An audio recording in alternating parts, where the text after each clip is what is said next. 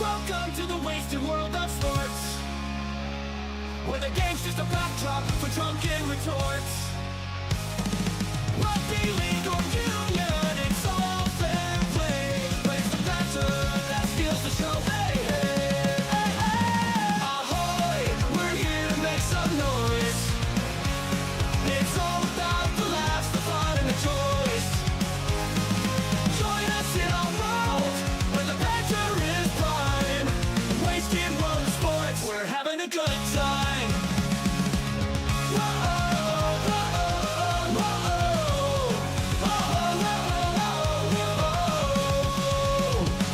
Scrums and tries, they're all well and good, but we're here for the jokes and take pass last from the kickoff to the final whistles blow. We'll take the two and we're ready to go. Ahoy, we're here to make some noise. It's all about the laughs, the fun, and the choice. Join us in our world, where the banter is prime. Wasted world of sports, we're having a good time. We break down the plays, but it's all in jest. With the laugh and the cheer, we bring out our best. No serious analysis, no expert critiques. Just a bunch of mates sharing plenty of drinks. We'll raise a roll from sideline to World of sports, eh? Oh, he's copped a head right to the nuts. Tedesco's butt crack. Ahoy! He's nearly taken security's head off. I have no idea what the wasted world of sports is. It's all about the laughs, the fun, and the choice. Join us in our world, where the banter is prime. Wasted world of sports, we're having a good time. Wasted World of Sports, ahoy. How is everybody doing? Viking Axe, nice to see you back. Yes. XJC, ahoy mate. Sharkies represent. Skyfinks, ahoy. Good lord, it suddenly got very white in here. Or very blue. Sports bets on the screen. Yes, indeed. So tell me more about this, Viking Axe. You made a bet with TJC of presumably TJC Sports, another YouTube channel. And you made a bet to change your name back to Viking Axe, which it should have always been, honestly. I know that it's very easy to get upset with your own team. I do it all the time. But yeah, you've got to stand firm with your name and support your team through thick, through thin, and all of that. Ethan Giles, ahoy mate, welcome along. And Travis, ahoy there. That I got your name right, didn't I? Glenn Sheether, ahoy there, mate. Welcome along to a Friday Night Footy doubleheader. Starting with the Warriors versus the Eels, and I've got to tell you, I would have thought, for all money, that the Warriors were red-hot favourites in this one. Oh, hang on, before we get into that, I've got to do a very special shout-out to the Wasted Water Sports All-Stars. Thank you very much, Wasted Water Sports All-Stars. You are the reason that we're able to keep doing this, really, primarily. So, well, I mean, yes, let's just leave it at that. I'll not confuse the issue. So thank you very much there, Wasted Waters All-Stars, for your continued support. And as I always say, not expected, but very much appreciated. Okay, so with that out of the way, the knee crumbler, ahoy mate. Speaking of Wasted Water Sports All-Stars, there is one. The man himself, the knee crumbler. So I was expecting a lot of money to be coming in for the Warriors on this one due to the return of Nicoll-Klokstad, the return of Shaun Johnson. Even though Shaun Johnson has not been in the greatest of form in season 2024, I still expected the markets to shift a little bit in favour of the Warriors with Shaun Johnson's return. Just another human, ahoy there, and Kanye Ketchup, ahoy. Welcome along. Start in 5 minutes. 5 minutes until kickoff. Ahoy, Michelle. So, yeah, Shaun Johnson's return, I just think, will inspire the home side. If Shaun Johnson was returning away from home, I think it has no effect, really. Shaun Johnson returning at home, there's going to be a party atmosphere there in Auckland. So I reckon they get the job done. That's the way I'm leaning anyway in terms of tipping. Look, 100% would not be surprised if the Eels come through and score an upset victory here tonight, but things are falling apart there for the Eels, aren't they? Blaize Talagi has said, no, I'm not staying with the club. Blaize Talagi has actually signed with the Penrith Panthers. We're not supposed to know this, and it's not allowed to be officially announced by the Penrith Panthers club. But word on the streets is Blaize Talagi has signed a contract with the Penrith Panthers for next season. And that will be announced once the cool-off period expires. There's a 10-day cool-off for any contract signed. And a club or player is not allowed to formally announce to the media about a signing until that cooling-off period passes, which is 10 days, as I believe I said. So after 10 days, if Blaize Talagi still wants to go to the Penrith Panthers, that will be an official announcement. And what a pickup for the Penrith Panthers, especially with Jerome Luai heading off to the Tigers next season. Jerome Luai out, Blaize Talagi straight in to partner Nathan Cleary and the halves. And that is a red-hot prospect. But anyway, this game, Parramatta. I got sidetracked because we're talking about players departing Parramatta. Somebody else said that they're off as well. Who was that? Geimer. There was a young guy who just debuted the other week. Is his name Charlie? Somebody Geimer. Anyway, Geimer, he has told the club that he's not interested in re-signing. So they've lost another junior. It'll be interesting to see how all this news behind the scenes carries over to the performance on the field, if in fact it has any impact at all. You would have to think it'd be very hard for it not to have some sort of impact. Oh, Kelly Davis, welcome back to the stands. Wasted Water Sports All-Star. Thank you very much for that. As I always say, ongoing support is appreciated, but not expected, but very much appreciated. Okay, I got that the wrong way around. Good thing, Kelly, because I've still got you on the All-Stars board. I didn't even realise that it had since wasn't there. But anyway, either way, there you are. Welcome back.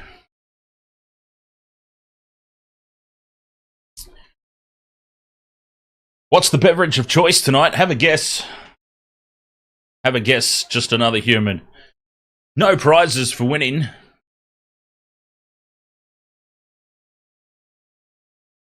As the Eels run out onto the paddock. Captain Morgan, there you go. I was asking, oi, shh. I was asking just another human.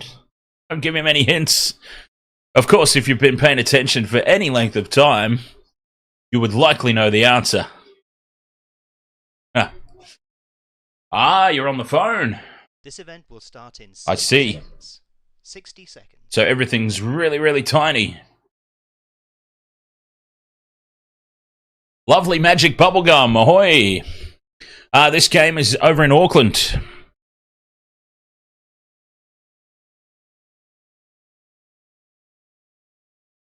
And here comes the home team out onto the park.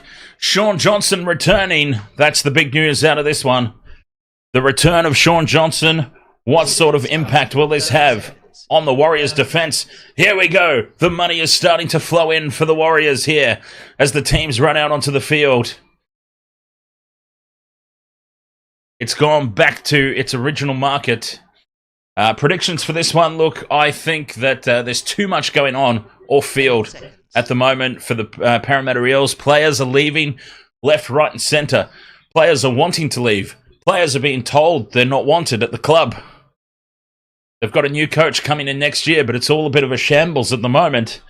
So I would expect the Warriors get the job done at home under those conditions. That'd be my prediction. So I'll stick with that. This event is now in play. All right. Wasted World of Sports Friday Night Footy. Game number 1 is underway. The Eels with the kickoff. And it's the home side who will have first use of it. And they need to start well.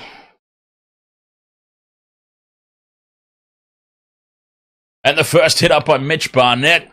Crunched. That had a little bit of an origin feel to it. And now Fanua Blake. As I say every stream since the announcement, the Sharks bound Fanua Blake. Because I can't wait for it to happen. We're all just holding on. All our Shark supporters just cannot wait for next season. Penalty now on tackle 4 to the Warriors in great field position. And this is the sort of play that's just been destroying Parramatta in season 2024. A silly penalty, pressure on the neck on the 4th. They only had one more tackle to navigate. But instead, Shaun Johnson gets to plug it into touch inside Eels territory. Parramatta letting themselves down big time there. And the Warriors can go on the attack. Loose pass out the back. Harris Tavita dives on it. Looking for a quick play of the ball, but Parramatta crowding the ruck area. Lucky to get away with that one. And now the Warriors stretch it wide. Near Corday. Takes tackle 3. They're on the attack, though. Walker to Harris Tavita. Through the backs they go. Leatua. 15 metres out on this near edge. 2 tackles left. Crucial for my trade that they score first as well. There we go. 5th and last, right in front of the post, 10 out. They go right to Johnson. Off the side of the boot. It's a shocker of a kick. And it's easily diffused there by Jake Tungo.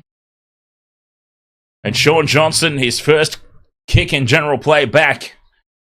And it wasn't great. Oh! Wasted Water Sports trade update. Drizzy Goat, you've got Eels for the upset. Yeah, we were contemplating that. Get another W over me. Drizzy Goat, are you like 9 years old? Kelly Davis says, go the Eels. I'm just asking because your behaviour in the chat room is that of a 9-year-old.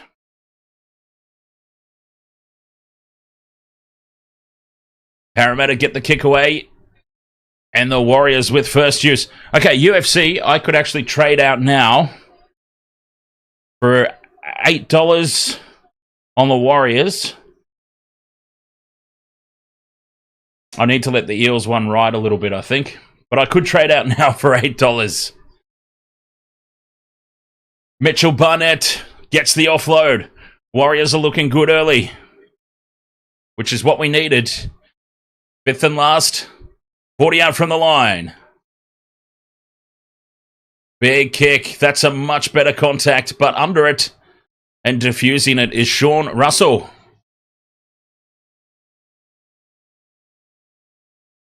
Huge hit there on Penasini. The challenge for the Warriors will be in the second half, right? They're not a second half team. I think we are all very well aware of that.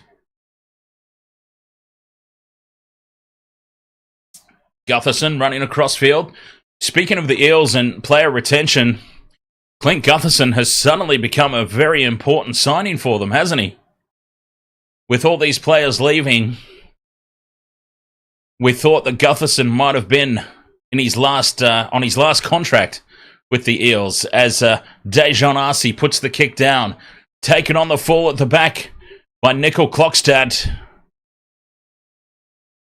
And he brings it back for the Warriors, who currently, I'm probably going to put the mocker on them here, but currently they are completing at 100%. Well, both teams are, but that's unusual for the Warriors, is what I'm saying.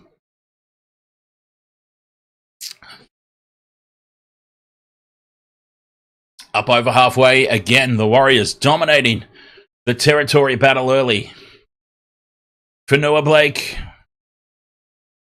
Actually, you know who else is? Jazz Tavanga. Jazz Tavanga has said this is his last year as well. Johnson puts a huge kick up. That's a much better one. And he chases his own kick to put the hit on. Well, it took SJ a few kicks to get into the rhythm of the game. But that was a cracking kick.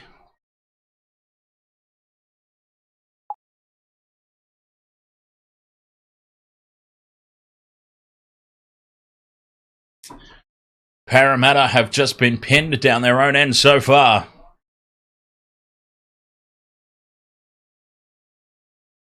Fifth and last, they're only up to the 40. A big kick is going to be needed here. And Arce puts it into the corner. Klokstad drops back, takes it on the full, and returns it outside the 20. Another territory battle won by the home side. Looking good early here, the Warriors, but how many times have we said that? Oh, yeah, where's my try scorers gone? Where's my multi? The returning Nicoll-Klokstad is one of them. I'm looking for him to get on the end of a backline play, sweeping around the back. Taking a Shaun Johnson cutout pass and scoring on the edge. Dancing around in midfield, Harris Tavita straightens, almost goes through. Yeah, catch you later, XJC. Johnson puts it high to the corner. Tapped back by the Warriors. Played out by the Eels. Lost backwards. So that'll be play on. DJ Shack says Justin Olam had scarlet flashing in his eyes. Sent from the field for a high tackle on Helam Lukey. Did I see that? I didn't see that, actually, no. DJ Shack. No, I honestly took the time off last night. I was not in the slightest bit interested in the in the Tigers-Cowboys game. It looked for a while like it might be a cracker. This kick from inside the 40 from Arce, taken on the full again by Nicoll-Klokstad.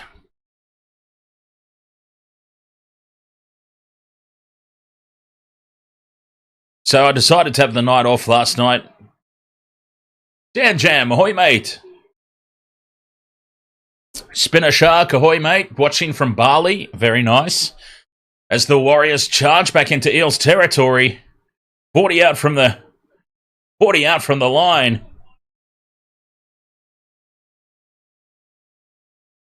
Quick play the ball. Brown out to Walker. Shaun Johnson straightens, offloads to Shaun Lane. And this will be a penalty. Oh, Clint Gutherson taking offence to something. Oh, it's a forward pass against the Warriors, as a matter of fact.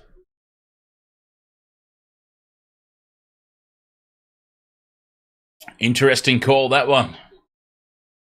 Shaun Johnson running it to the line.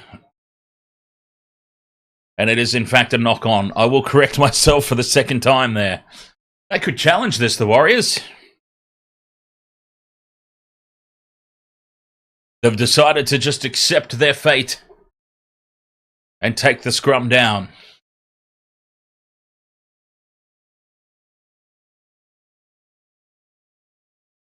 Blair Andrew has got Blaize Talagi, Roger Tuivasa-Sheck, and Dallin Watene-Zelezniak, anytime try scorer.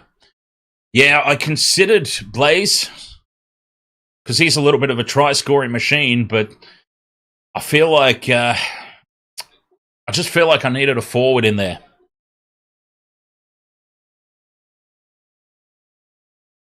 I probably could have replaced Nicoll-Klokstad with Blaize Talagi, but I obviously wouldn't have got such a good price. Inside ball from Gutherson, putting Lumpy Lane into space. And then it's dropped by Gutherson, floating up. Or Regan Campbell-Gillard was there as well. Nice piece of work there by Gutho on halfway. Coming undone, but they get a penalty.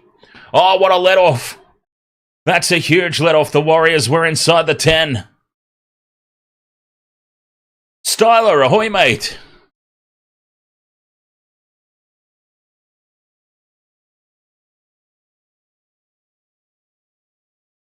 Well, I don't know what the hell happened there. I thought the referee just blew a penalty. He had his arm out. I, of course, cannot hear the TV. He had his arm out for a penalty, but it ended up just being fifth and play the ball. Fifth and last, play the ball. And the Eels pumped the kick downfield, taken on the full again by Nicoll-Klokstad. And the Warriors were able to return that, and they'll have an opportunity of their own here. 30 out from the Eels line once again. Harris Tavita kicks for the corner, in behind Russell. Russell's taken in the air there, surely. Perfectly timed by Tuivasa-Sheck, says the referee. I'm not so sure about that. I am not convinced about that at all.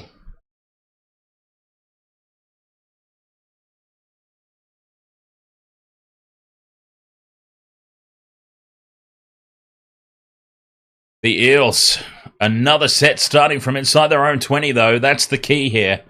Warriors keeping them pinned down. With absolutely nowhere to go.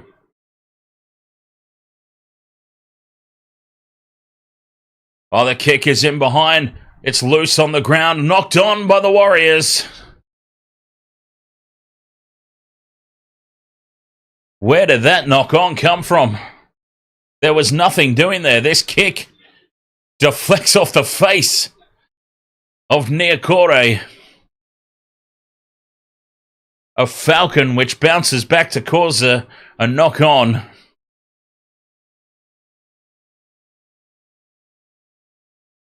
And Parramatta will start their first set of the game that they're starting in such good field position.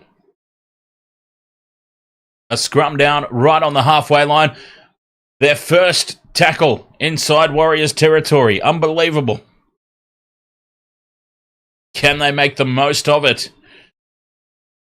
It'd certainly be a little statement doing all that defending down their own end if they come away with points first trip down here. How often do we see it, though? A lot. Gutherson in midfield. To RC. RC's wrapped up. Shaun Johnson holding onto his legs like a dog that doesn't want his master to leave. Campbell-Gillard now, chopped down, 5th and last.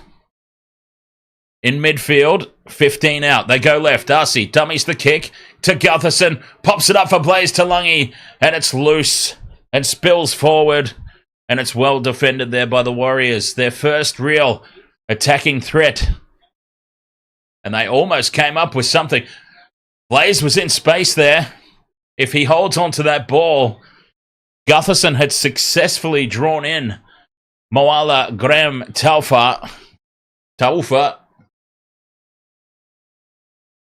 He successfully drew him in, created the gap, but Blaize Talagi can't hold on. Boy, that was a little bit of a let-off. The closer and closer I examine that replay, that is a huge let-off. And Blaize Talagi could have been first try scorer. That would have been great for a lot of multis. Not mine, but... Now a break up the middle of the field. And it's Freddie Lussick brought down just inside Eels territory. 6 again as Fanua Blake goes to ground, 35 out. This is good from the Warriors. Good reply. Barnett.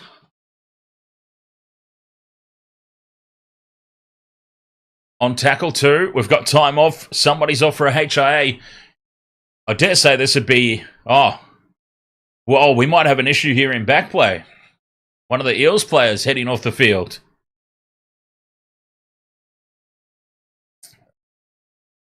We've just had time off for one of the Eels to leave the field.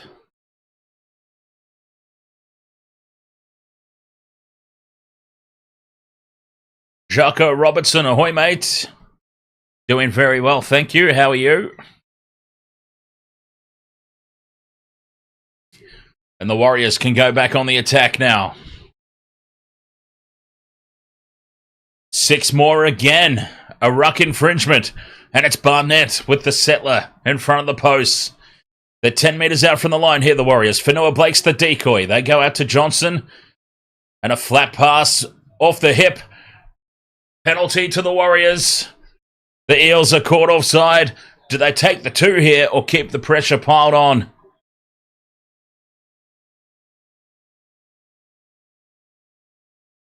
That's the decision incoming now.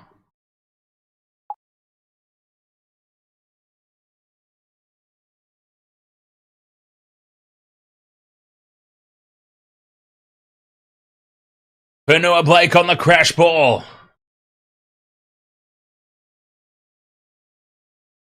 On the second, Walker holds the pass up for Curtis Capewell.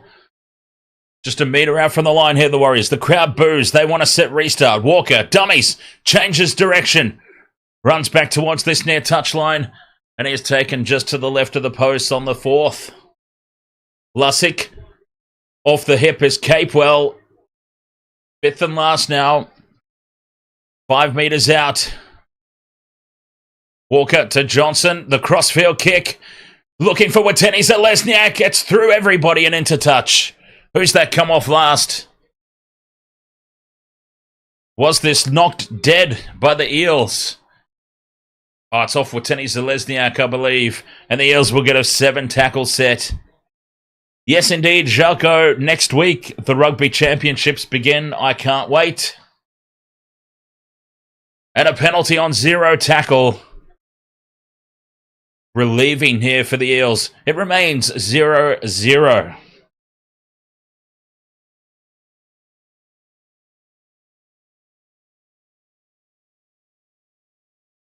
Gee, Shaun Russell had the bumpers up there. He had the elbow up. Sharky boy, ahoy there. Who do I think is going to win, Roosters or Dolphins? I think this is a really, really tight game.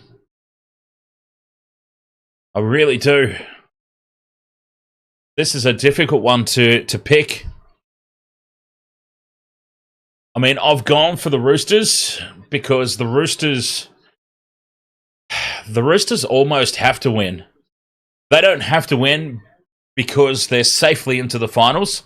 there's pretty much no way the Roosters miss out on the finals, but they need to start winning. The Roosters need to start winning. If they're going to be any premiership threat, this is the sort of game where they need to step up. They stepped up for one half last week against Manly, and then they let them back into the game and went to sleep and nearly ended up costing themselves the match. So I think it's very important that they put on a really big display. It's really tight to tell. I can't split the two teams. 6 again here for the Eels. They're on the attack.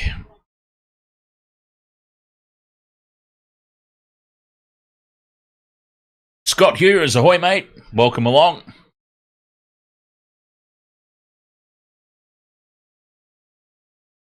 Kelly's going for the Dolphins, by the way, in case you couldn't tell. Through the hands now out to the left. Blaize Talagi draws in with Zalesniak. Offloads to Jake Tungo. And it's the first try of the night to the Eels. And that was some beautiful backline play. With Zalesniak jamming in from the wing just enough to create that space for Jake Tungo. They were numbered up, but no faith on his inside man to make that tackle.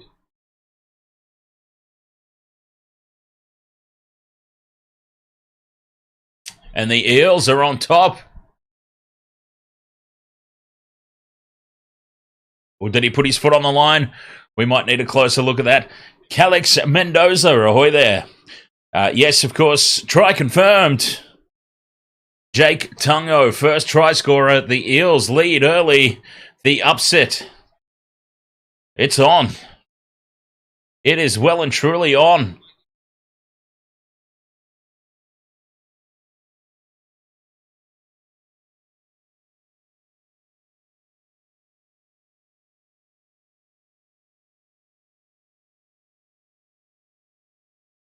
"18.5 minutes gone. A conversion attempt from the sideline.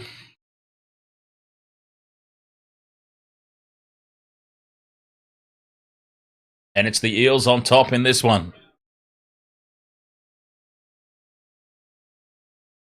Gutherson.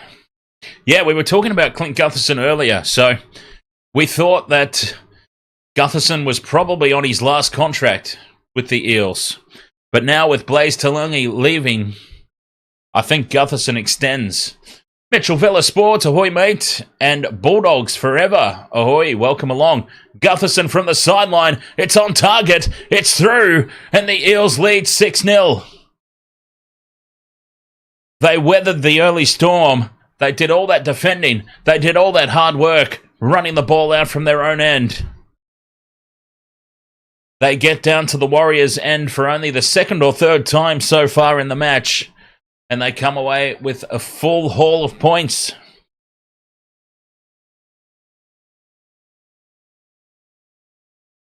$6-0. Oh, and the Warriors' price is now starting to really blow out. For anyone interested in the trading markets, Warriors are blowing out big time here.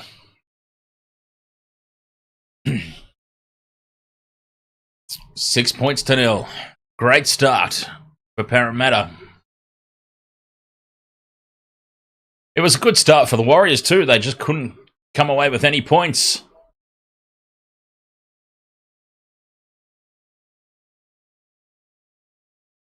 Tackle 4 now, upcoming for the Eels. 40 out from their own line. Solid set of 6 after points. Lussick from dummy half trying to earn a set repeat. 5th and last now. Still inside their own half. RC goes on a run. They've got numbers down the left, and Talagi spills it forward again. Play on though, says the officials. 5th and last, kick in behind, and now it's called. He was just playing a little bit of an advantage there for the loss forward. And Blaize Talagi, his hands let him down again.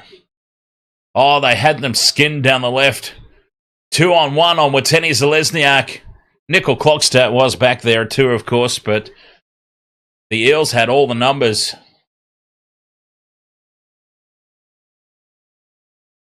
They're challenging the call of knock on.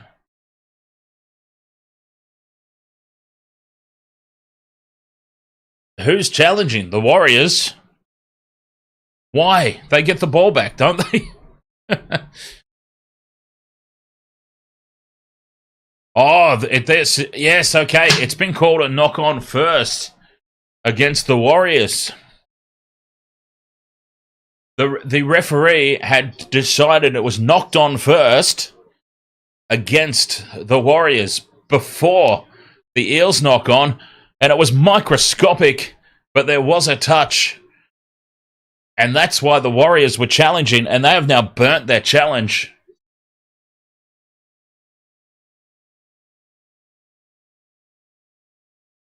No captain's challenge now for the rest of the game for the Warriors. I personally think that they should reset at the halftime break or carry over. You start with one challenge a half. If you don't use your first half challenge, it carries over.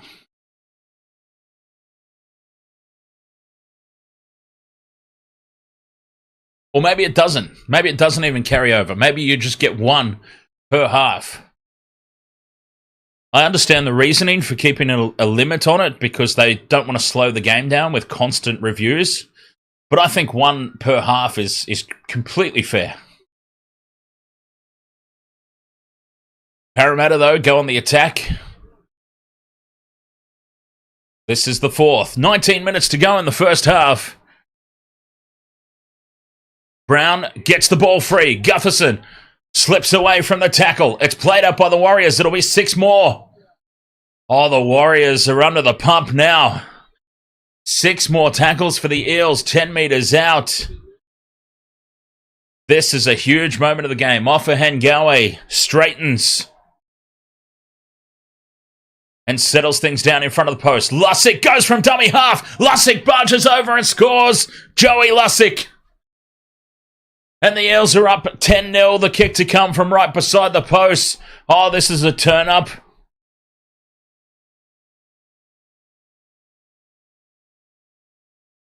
Good God. We were talking about it in the Discord earlier. UFC and I were discussing. We could smell an upset in the air. Freddie Lussick barges over. And the Warriors, the return of Shaun Johnson. The party is being spoiled here. And that was just way too easy. That was some really, really alarmingly poor defense. He went straight up the middle, Joey Lussick. One of the smallest dudes on the field. Incredible.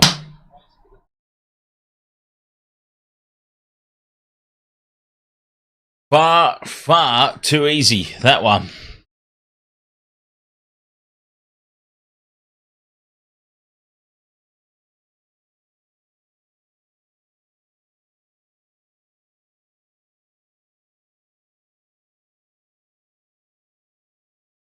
Gutherson kicked one from out wide earlier. This one substantially easier. He's just got to not overcompensate here. Puts it through. Gutherson. 12-0. 17 minutes to go. Till the halftime break, that is.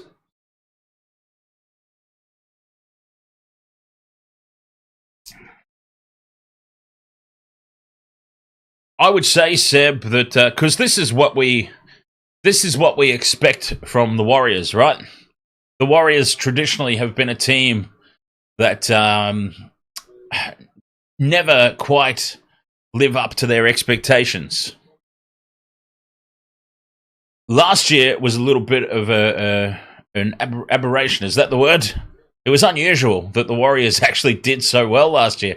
We were all waiting for them to fall. We were waiting for the Warriors of old last year to re-emerge. And they didn't. They just kept in the fight, finished top 4. So I think last year was just unusual, and now it's back to regular programming. And they've got Fisher Harris coming in, of course, next year, but they're losing Fanua Blake. They're losing Jazz Tavanga. So I'm not sure that it gets any better for the Warriors next year either. And Parramatta just rolling upfield here. 5th and last, they're well inside Warriors territory. They can get an attacking kick away. They stay down the short side. Gutherson puts it in over the top. Nicoll-Klokstad does well to take it on the full. 16 minutes left in the first half, and we're almost getting to the point now where for the Eels, they might just want to get to the halftime break.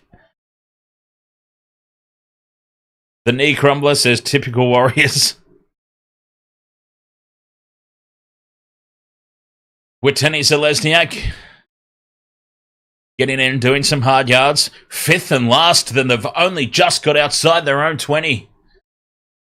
This is huge. The Eels have gone up a gear, and the Warriors have failed to respond. Johnson from inside his own 30-metre line finds space. It pops up for Russell at the back. Russell has it just on his own 40-metre line. Great field position here for the Eels, who couldn't get anywhere outside their own half for the opening sort of 15 minutes of the game. But now they're just rolling upfield. Madeline Suzette, Ahoy there. Good evening. Unless something changes, this is the last time I'm tipping the Warriors. That is a very, very familiar comment that I see from Warriors tipsters. 5th and last now for the Eels. Gutherson goes from dummy half. Grubbers in behind the line for himself, but it sits up for Nicoll-Klokstad, who beats Gutherson, beats Penasini, and he brings it outside the 20. Good kick return there from Nicoll-Klokstad. Johnson shuffles it on to Witeni Zelezniak, and the Eels are up on them. The crowd's booing. They need a penalty here, the Warriors. They've got to stem the flow of this momentum. Still plenty of time left until the halftime break. Mitchell Barnett with the offload. Now they've got numbers to the left. Capewell draws in the defence, but it's an awkward pass. And Parramatta slide across and shut it down on tackle 4. Tuivasa-Sheck runs across field, looking to link up. Straightens. 5th and last, just inside Eels territory. Stay hunky. Ahoy there, mate. Johnson puts it high. Not a contestable kick, although racing through and piling on pressure there was Graham Telfer. And they made something out of that, at least, the Warriors.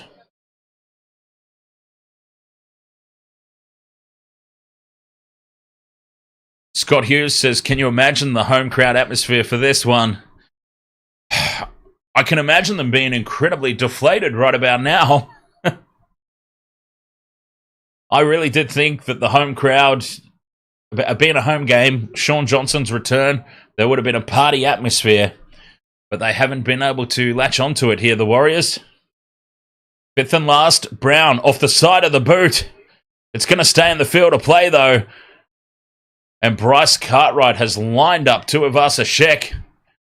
A penalty to the Warriors. A much, much needed penalty to the Warriors.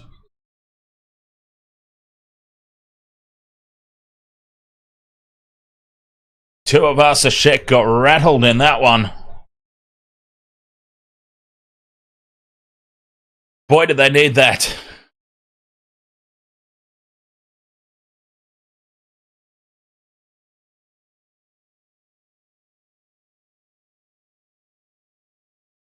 We need to trust our guts, UFC, is what it is. We were both talking in the Discord earlier about the upset being in the air. You had a feeling. I posted a photo of where all the money's sitting in the odds and commented on it, and we still didn't trust our instincts, even with evidence to back it up. We didn't trust our instincts. Johnson with Curtis Capewell straightening and running the inside line. On tackle 4, they've gone hardly anywhere here, the Warriors. Johnson with a loose pass out the back. Nicoll-Klokstad has to race back and dive on it. And that is a really poor set of 6, although this is a huge let-off now. A penalty right out in front. Take the 2. That was going to be a disgraceful set of 6. But tackling a Warriors player without the ball and a relieving penalty. Darren Trixie, ahoy there. Darren Trixie says, finally, now score some points, Warriors. They've now got back-to-back penalties. 11 minutes to go till the break. 20 metres out from the Eels line. The Warriors need to pick something up here. Through the hands they go to the left. Simple draw and pass is all that's needed. And there's space for Tuivasa-Sheck. The simplest of backline plays. And the Warriors hit back, and that has brought the crowd to life.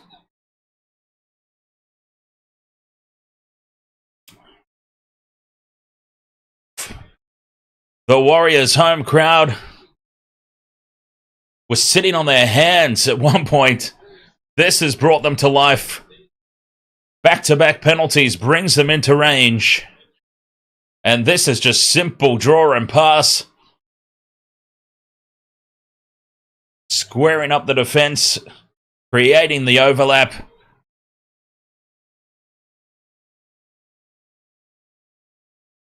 And that is an easy finish for Tuivasa-Sheck. Was Johnson out the back? Kurt Capewell, I think it was, running the decoy that created the overlap. The decoy run of Curtis Capewell. Try confirmed. And it's 12 points to 4. And this is a big kick now from the sideline. The Warriors, they have a goal kicker back at least. Is he going to be capable of putting it over from the sideline? We're going to find out.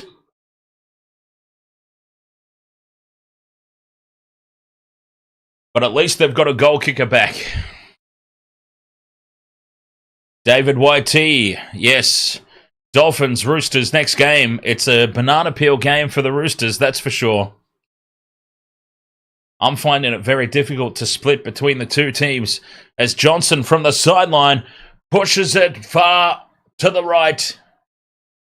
And it remains 12 points to 4. Is goal kicking going to let them down again, the Warriors? The James, ahoy mate. Will goal kicking let the Warriors down again?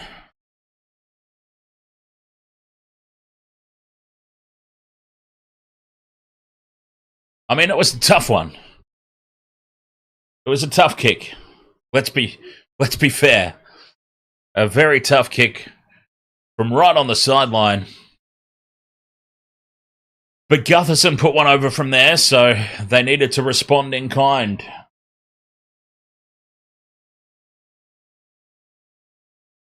$12 points to 4 it is. 9 minutes to go till the break.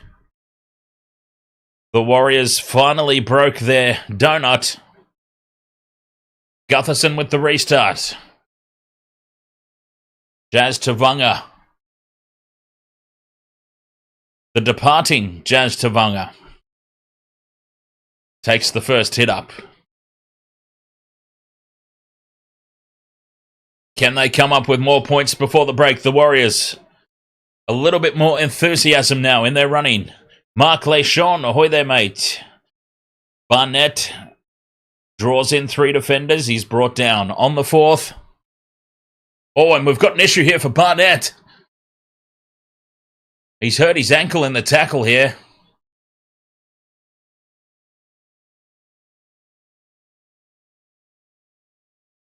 Oh, God, that looked horrible. Oh, I've just looked up and seen it on the replay screen. Okay. Big men like Mitch Barnett are not supposed to bend that way. He's essentially done the splits. Mitchell Barnett's had his right leg tangled up in the Parramatta Eels tackler. His left leg's gone completely the other way. And he has done the splits an Olympic gymnast would be proud of. No wonder he's in a world of hurt. I don't think you can penalise that, Bertie. I mean, nobody really did anything wrong. He just fell awkwardly. Very awkwardly. He did the splits and dropped, so he probably whacked his bollocks on the ground as well. So that would have contributed to the pain. Anyway, he's up, the big man. He's up, and he's played the ball. Fifth and last, inside their own 40. Harris Tavita gets the kick away. Taken on the full by Gutherson, who returns it to the Eels 30. Stephen Peake says Warriors need to find a decent kicker for next year. Goal kicking has let them down a lot this season, that's for sure. Among other things. Lots of other things. But yes, goal kicking has definitely been a big one. 12 points to 4, though. 7 minutes 50 to go till the break. Gutherson inside to Shaun Lane again. That is a very threatening-looking combination. That is why I went with Lanky Lane in my same-game multi. And they've nearly penetrated a couple of times up the middle there. That inside ball. Intercept attempt from Leatua. And he knocks it on. He could have been in under the posts. Instead, he knocks it on. And Parramatta will get a full set of 6 now in attacking range.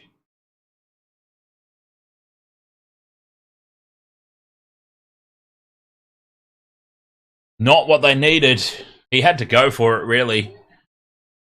He kind of had to go for it because the Eels, if they got that pass away cleanly, it was 2-on-1 and they were surely in under the posts. Penalty to the Eels. The scrum was not set in time by the Warriors. Dylan Walker has failed his HIA. Dylan Walker out. That's big. They're also down a bench rotation, potentially, because I don't think it was from foul play.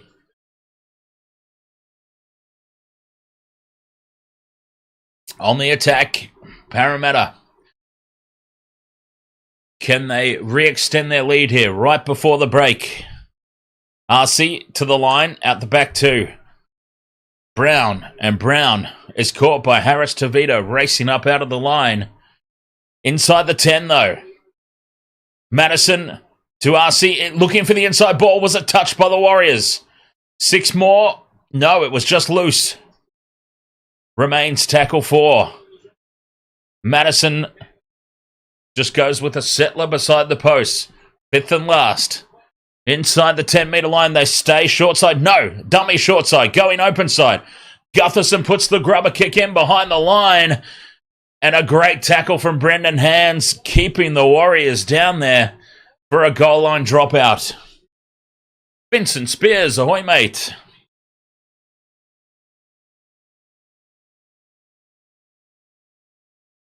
Harris Tavita does well to collect the grubber kick. But he can't get it back into the field of play. Brendan Hands doing the job. Kick the absolute bollocks out of this one, SJ. With 5 minutes to the break, they go short, the Warriors. It's not contestable. It's too heavy. And it's taken by Gutherson easy. And Gutherson now runs crossfield. Links up with Dejon Arce. And Arce goes straight up the middle to score. That's what you get for trying a short restart. Gutherson running across field. Links up with a straightening Dejon Arce. And they have made the Warriors pay the full price there for a short restart attempt. Queensland Rugby, ahoy! Welcome along. Try confirmed And Parramatta have stretched their lead going into the halftime break.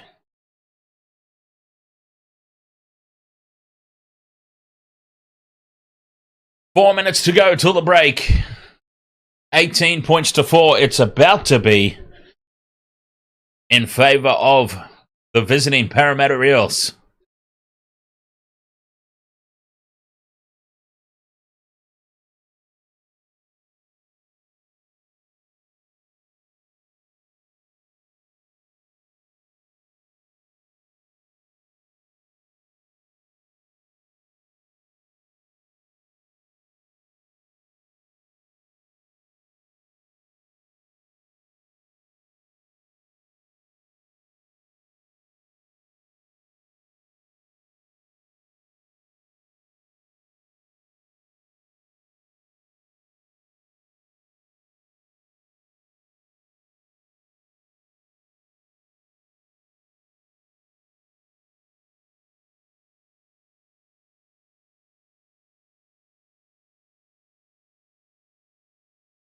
Oh, the James. Cheers, mate.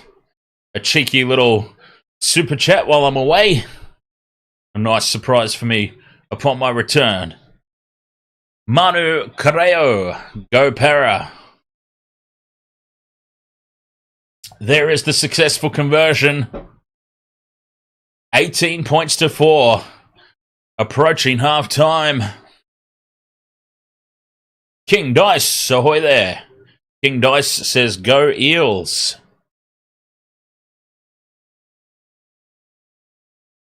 As the Warriors get us back underway. Deep kickoff. If only, they'll be thinking, if only we went for a deep restart from that goal line dropout.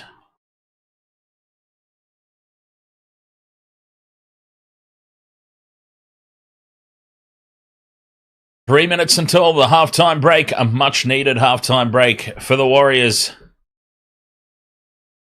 As this season continues to fall apart for them. Wolfie, ahoy, mate. Penasini taken down on tackle 4, just shy of the halfway. Cartwright running across field. Off to Madison, who also runs across field. They straighten. Offloads to Watini Zalesniak, who with the intercept. 2.5 minutes to go. Front football here for the Warriors. They've got a chance now, right before the break. A gift from Ryan Madison. 6 more tackles. Johnson, flat-footed to Tavanga. 2 minutes left.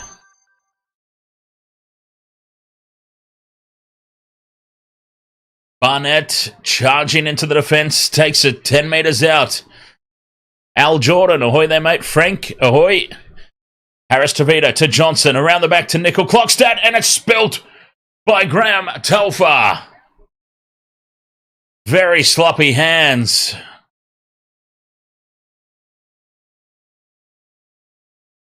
No reason for spilling that. Took his eyes off the ball.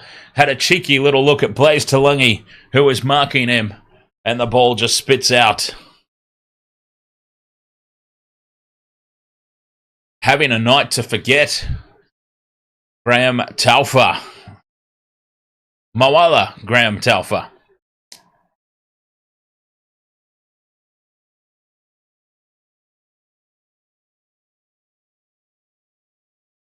Scrum down for the Eels. 10 out from their own line. Should see us to the halftime break. Big defence there, but far too little too late. On Ryan Madison by Jazz Tavanga. Inside the last minute of the first half. Oh, now Gutherson takes his eyes off the ball. Gutherson had a cheeky little look up at the defence and spills it. Might be a little bit slippery out there. And the Warriors will get 1 or 2 plays at it before the break. This is a gift.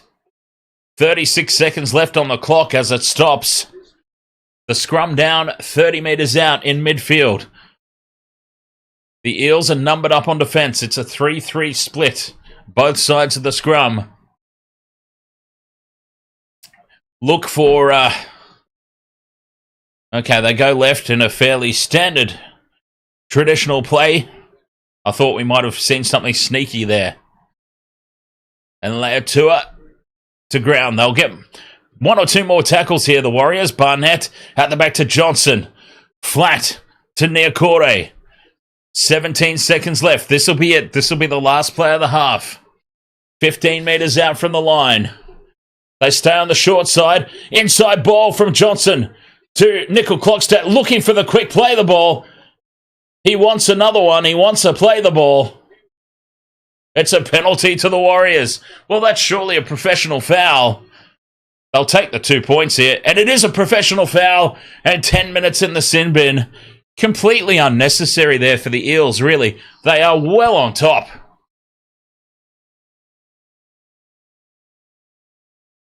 Parramatta are well on top. That is so unnecessary to professional foul to try and run the clock down. Surely you back your defence. They've potentially now given away 2 points, and they've had a man sent to the sin bin, I believe, for 10 minutes for the professional foul. So Parramatta will start the second half a man down. That is just sheer, pure stupidity. Whoever that was, they haven't officially announced the send-off yet, the sin bin. But whoever that was for the Eels, that was just absolute insanity.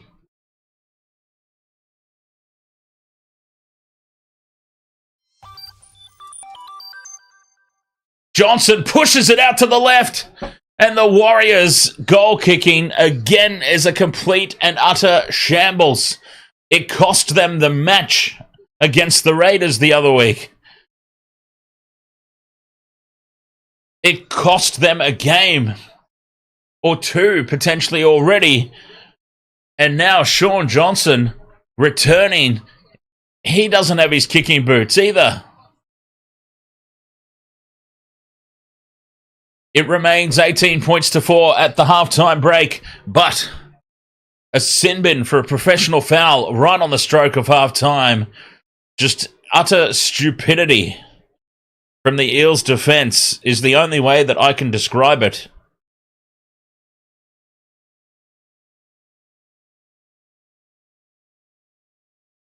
And 10 minutes of the second half. The Eels will have to play a man down. Ex-Marcel, ahoy there. Do I think DWZ will score second half? You would have to hope that the Warriors play better in the second 40. And if the Warriors are playing well, DWZ's always a chance. He is always a focal point of their attack, isn't he? So, yeah, I wouldn't rule out a DWZ try just yet. Wow, what a bizarro first half. It was all Warriors to start the game. The Eels could not get out of their own territory for the first 15 minutes. As a matter of fact, I believe it was 15 or so minutes before they had their first tackle inside the Warriors' 50, inside the Warriors' half. But when they finally did, the Eels, they started to take full advantage of it with 3 tries. Coming away with points pretty much every trip down into the Warriors' red zone. And some missed opportunities for the Warriors. We talk about it a lot. How important is goal kicking? Well, I'll tell you how important goal kicking is, because 18 points to 4 could very easily have been 18-8. Goal kicking, though, of course, is not as important as defense. And defense is something we've seen very little of from the Warriors so far tonight. Second half will be very, very interesting. Remember, the Eels are going to be playing. It still hasn't come up officially, but I am positive I saw. I mean, it was a blatant professional foul by the Eels there, right on the stroke of half time. So surely that man has gone to the bin. I did see the referee signal the 10 in the bin, so I'm fairly certain that there has been a sin binning for the Parramatta Eels on the back of that blatant professional foul. and they will have to start the second half a man down. But before that, let's all have a nice little break, a nice little reset. And the second half will be coming at you here on the Wasted World of Sports. Thank you so much for being with us so far.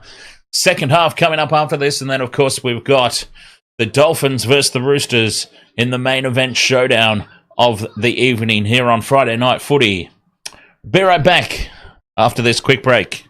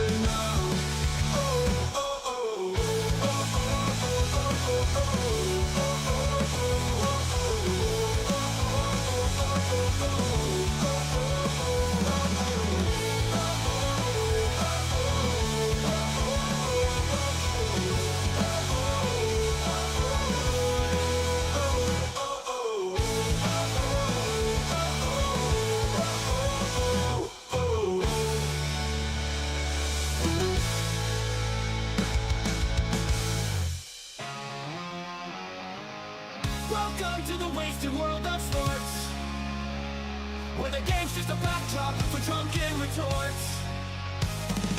Rugby league or union, it's all fair play, but it's the banter that steals the show. Hey, hey, hey, hey. Ahoy, we're here to make some noise. It's all about the laughs, the fun, and the choice. Join us in our world, where the banter is prime. Wasted world of sports, we're having a good time.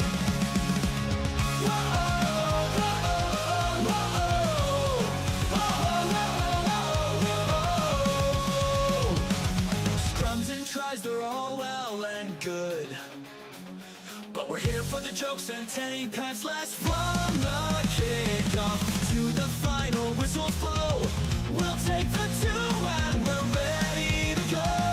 Ahoy, we're here to make some noise. It's all about the laughs, the fun, and the choice. Join us in our world, where the banter is prime. Wasted world of sports, we're having a good time. We break down the plays, but it's all in jest.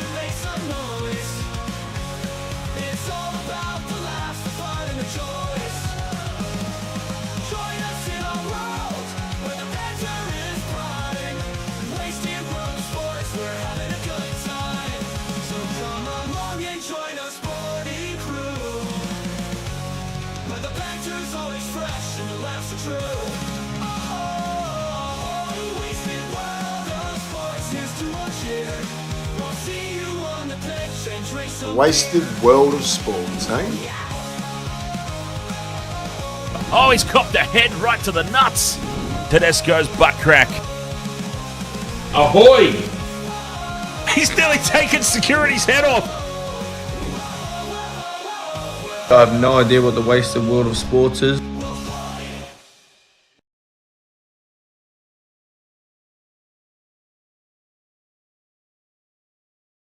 Might help if I turn the microphone on. Wasted World of Sports, welcome back. Halftime here, and the Eels are on top. Seb Watson, you had over 22.5 points first half. Isn't that painful? You see, this is exactly why the bookies do the half points, right? Exactly why. That's how they get us. Well, I seriously considered, and it still might happen, but not your halftime one, but I seriously considered overs in this match, which was around the 50.5 mark. So, yeah, that could still happen. But yes, indeed, isn't that always the painful part of sports betting? The 22.5 overs. And they walk into halftime 22. And you know what you can put that down to, Seb, obviously, is the inability of the Warriors to kick goals at the moment.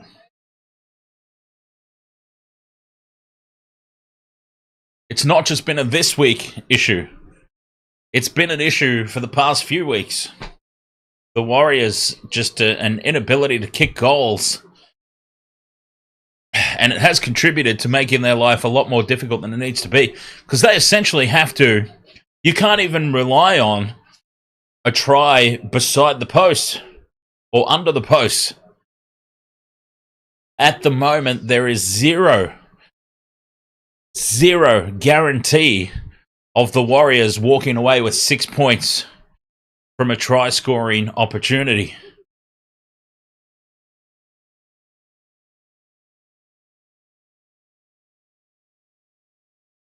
And that makes it very difficult to win footy games.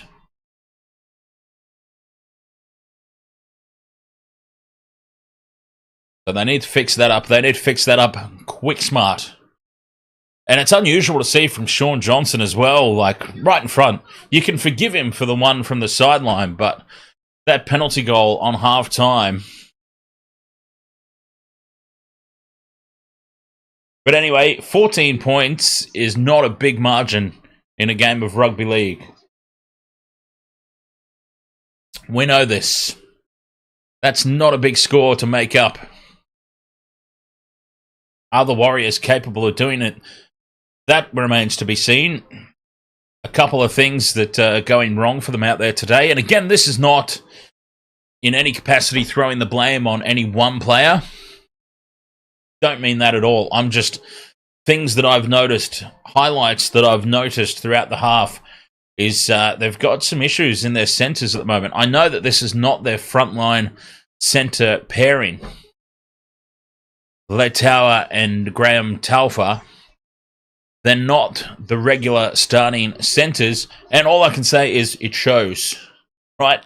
That might sound harsh, but it really does show. Both have been really, really poor in defence. Witeni Zelezniak, as such, has had no faith on his inside man making the tackle, and that created him just caught in two minds. Do I jam in and help out? Do I stay out on Jake Tungo for Parramatta's first try? Ultimately, that was Witeni Zelezniak's defensive read, but he made that defensive read based on a lack of faith on his inside man. And the inside man has proven not to be trusted in other situations. So I completely understand Witeni Zelezniak being caught in two minds in the lead up to that try. The ball handling. We've seen Graham Talfa drop two very simple passes. One was definitely unforgivable because the Warriors were on the attack inside Parramatta territory, deep inside Parramatta territory. So that can't be forgiven. So, look, I'm just pointing out things. I'm not blaming these individuals, but goal kicking is an obvious one. Goal kicking has let them down big time, the Warriors. And the centre pairing has just been disgraceful. T-Star, ahoy there. How are you doing? Don't mind me, mate. I'm just going on a little bit of a halftime ramble.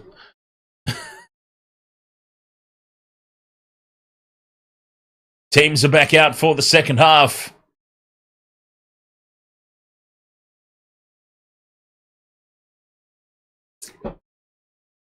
Remember, Parramatta will start this half a man down. Absolutely ludicrous professional foul right on the stroke of half-time. And they will be without Brendan Hands. It still hasn't come up officially, though, by the way. Second half is off and running. Now, well, Brendan Hands is still out there. I am positive I saw the referee show 10 in the bin. I haven't seen anything official pop up about it, though.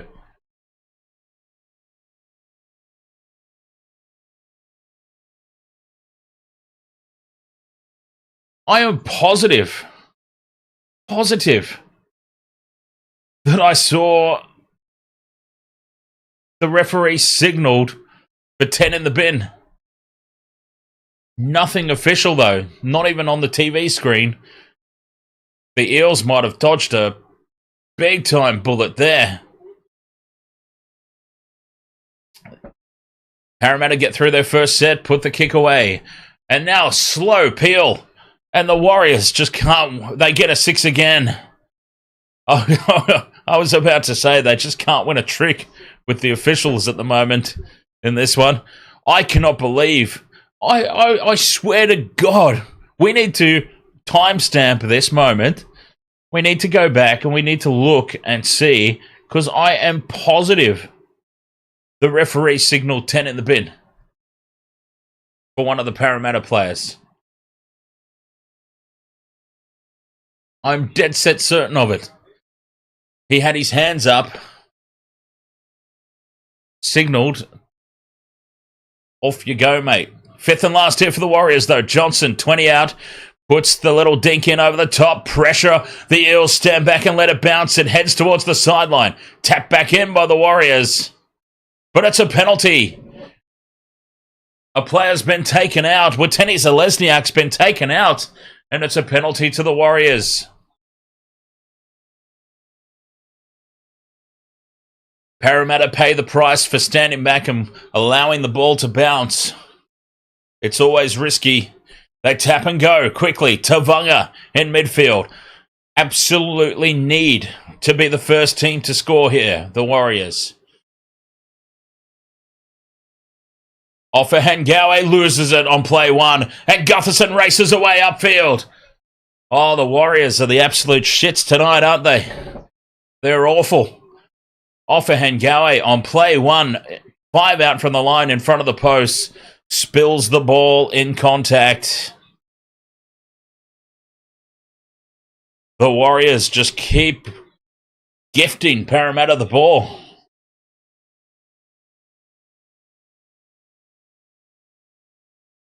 Incredible. What a let-off there for the Eels. A big moment in the context of this game too, because they now bring it up to halfway. They're going to get themselves out of their own territory. Hands. Dummies go straight up the middle. Support from Gutherson. This will be the killer blow. Inside to Dylan Brown. Tapped down by the Warriors in a try-saving effort from Tom Ale. Oh, it was on there for the Eels. That would have been the match winner early in the second half. Tom Ale. The try-saving play, tapping the ball down, and the Warriors come back with possession.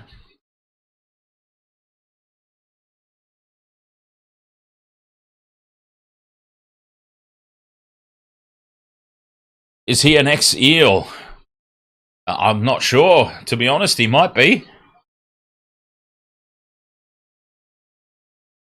Fifth and last, Harris Tavita runs it a little way outside the 40, puts the kick down, taken on the full at the back, and falling into contact there was Russell.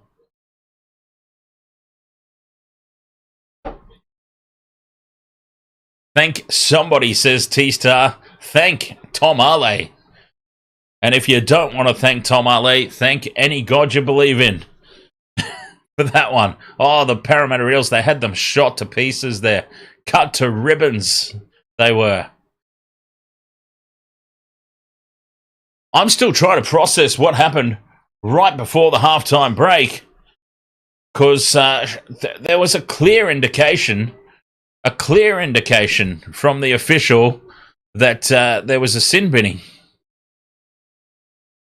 I'm trying to understand what happened there as the Eels get a kick away, and it's taken at the back by Nicoll-Klokstad.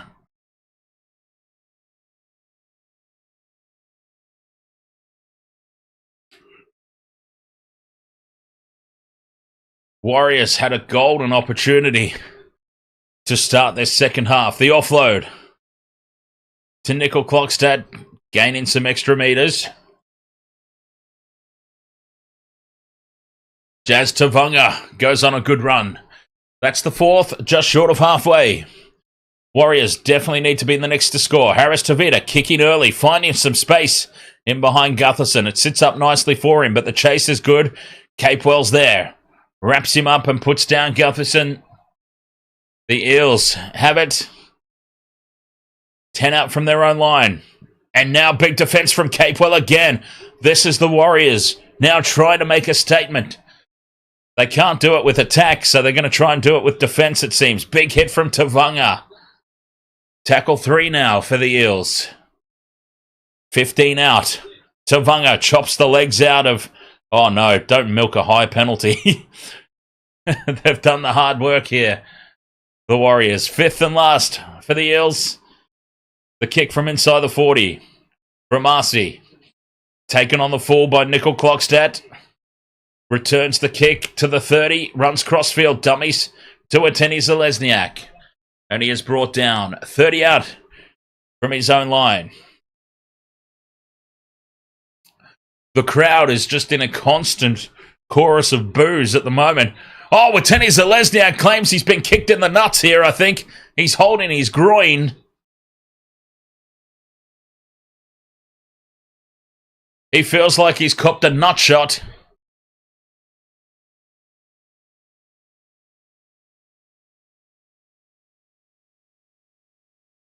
He is making an official complaint here with Ateni Zalesniak that he's had his balls grabbed by the number 15 there, Joe Offahangawe. Well, I hate to say it, but maybe it does run in the family, the old attacking the lower regions.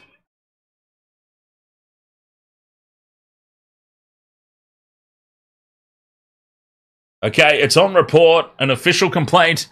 The TMO has not seen anything, so there's no call on field. They've asked Ateni Zalesniak if he wishes to make an official complaint. He said yes. Yes, I do.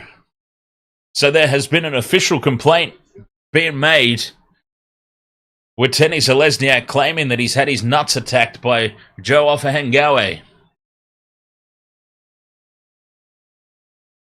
So they'll investigate that a little more after the match as Nicoll-Klokstad now gets into a little bit of space, swings around in the tackle and breaks free and has to run crossfield. Fifth and last here for the Warriors. 40 metres out.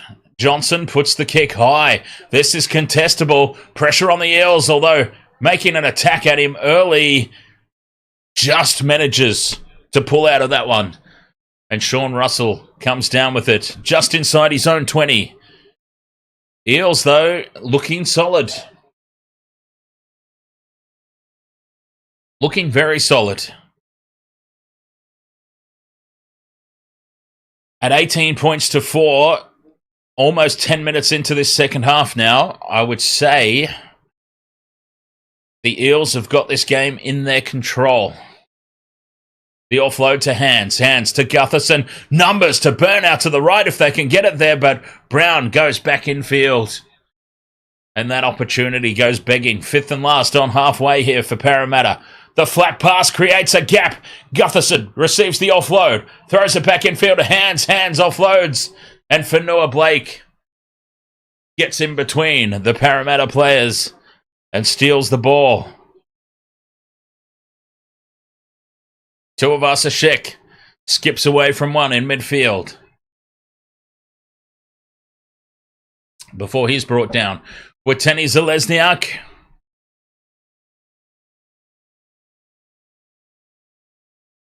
The Nutcracker has not put him off. He's gone straight back into his work. Witeni Zelezniak. Johnson runs across field. Dummy straightens. The Eels defence doesn't fall for it. Fifth and last. 40 out again. Harris Tavita puts the kick up into the corner. It's a good chase. And Gutherson surrenders inside the 10. Eels ball.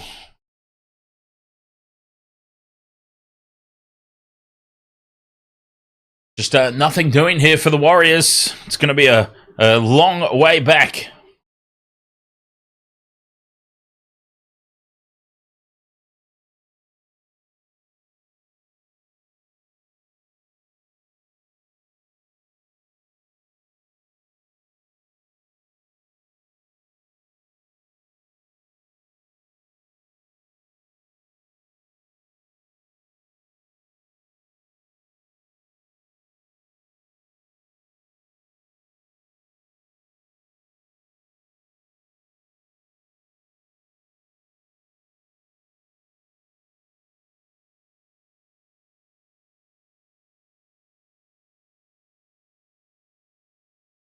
Eels get to their end of set, put the kick down, Warriors back in possession. They will be ruining that early opportunity missed, will the Warriors. As Tuivasa-Sheck puts the head down, takes it up over halfway. That's the third. They should get an attacking kick at the end of set here. Harris Tavita to Nicoll-Klokstad. Almost pokes through the line. Sloppy play the ball, they get away with it. Fifth and last now, 20 metres out for the Warriors. 10 in from this near touchline. Harris Tavita with the crossfield kick. The kick chase is good. It's lost forward by the Warriors. Reaching out and planting it down is Leatua, but this will be a knock on by the Warriors. It's going up as a try. The referee has set this up as a try for Ali Leatua, but we will need to look at this very, very closely. I feel like there was a touch there from the Warriors' kick chase. At the moment, though, it's gone up as a very important try.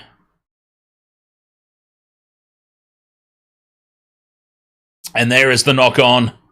Plain as day by Leica Halasima. So this will be no try and Parramatta ball. They don't need to look at this too closely to come up with a decision.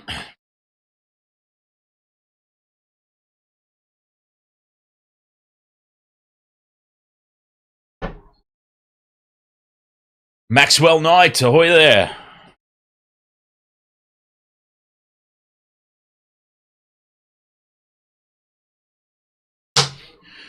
Parramatta were playing some very impressive money for tonight as well.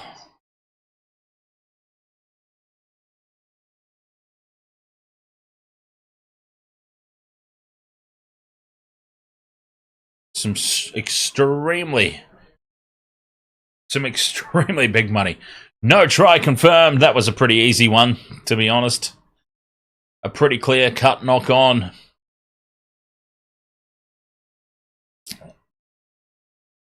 "28 minutes, 50 seconds to go.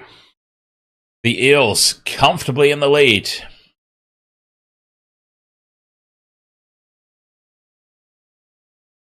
Short side they go. Lanky Lane runs over the top of SJ. Hands from dummy half, destroying them. Shouldn't still be on the field, to be honest. That's tackle 4. Brandon Hands was the one that Brendan Hans was the one that gave up the professional foul. Fazer Rosie, ahoy there.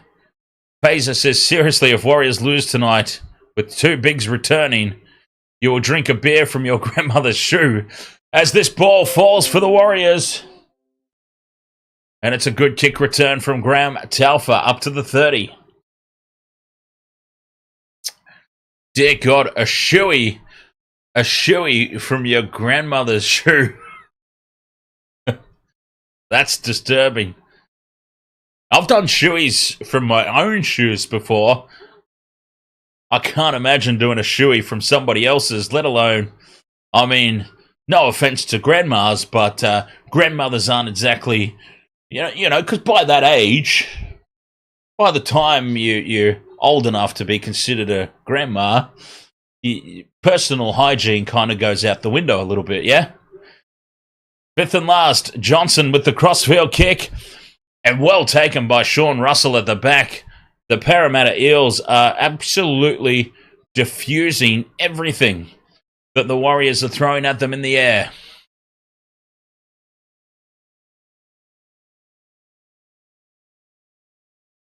The Penrith Panthers bound Blaize Talagi. Back in possession for the Eels. 26 minutes 50 to go. Oh, Robert M. Our stats man in the back rejoining. 11 months he's been a Wasted World of Sports All-Star. Cheers, Robert.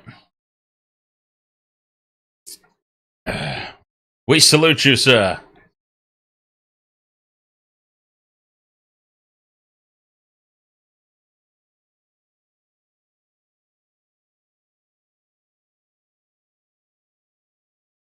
Warriors back in possession. 26 minutes remain. Time starting to get away from them. With Tenny Zalesniak to Johnson. An overlap to the right, but the Eels make the hit count. And the Warriors can't get away. Tackle 3, 30 out from their own line. Struggling for go forward here. They need a penalty. Vanua Blake up to halfway. Fifth and last. Harris Tavita with the kick. Straight down the gullet of Gutherson, who straightens. Puts the step on Curtis Capewell and brings it outside the 20. A solid kick return.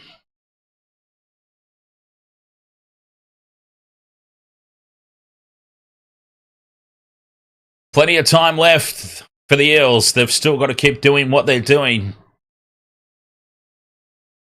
The offloads are starting to flow now as Brown takes it up to halfway. Quick play, the ball in hands to Cartwright. Cartwright's wrapped up. Hands again from dummy half. He shouldn't even be on the field, Brendan Hands. Lost forward by the Eels. And the Warriors will get away with this one. They'll get the ball back. DJ Shack. Welcome back, mate. You took a break for dinner. What did you miss? The Warriors just capitulating before our very eyes.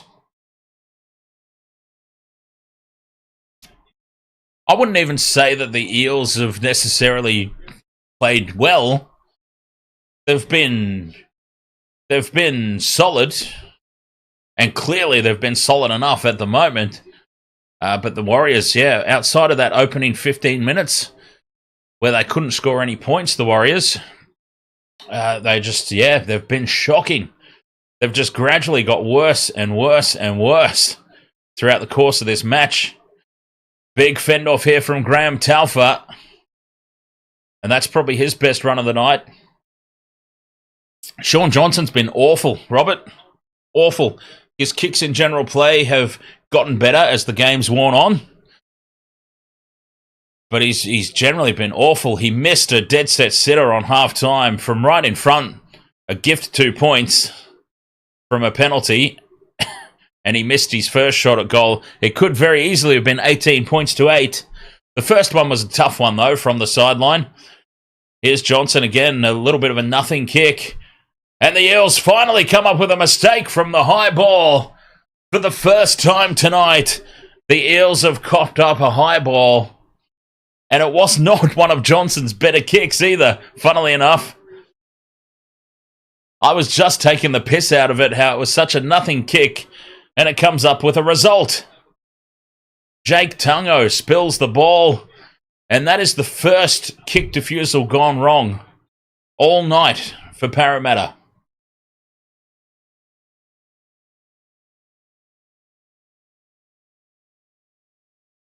But we've seen this before quite a few times. The Warriors have been down here on attack this end of the field, and they've spilt the ball on play 1 or 2. What can they come up with here? Harris Tavita out the back to Nicoll-Klokstad, running dangerously close to the sideline on play 1. And the Eels defence numbers up and shuts them down. Harris Tavita to Capewell, who loses it on play 1. What had I just said? They have no captain's challenge remaining either. They have no captain's challenge. And on tackle 1, Kurt Capewell, like bloody clockwork, has spilt the ball.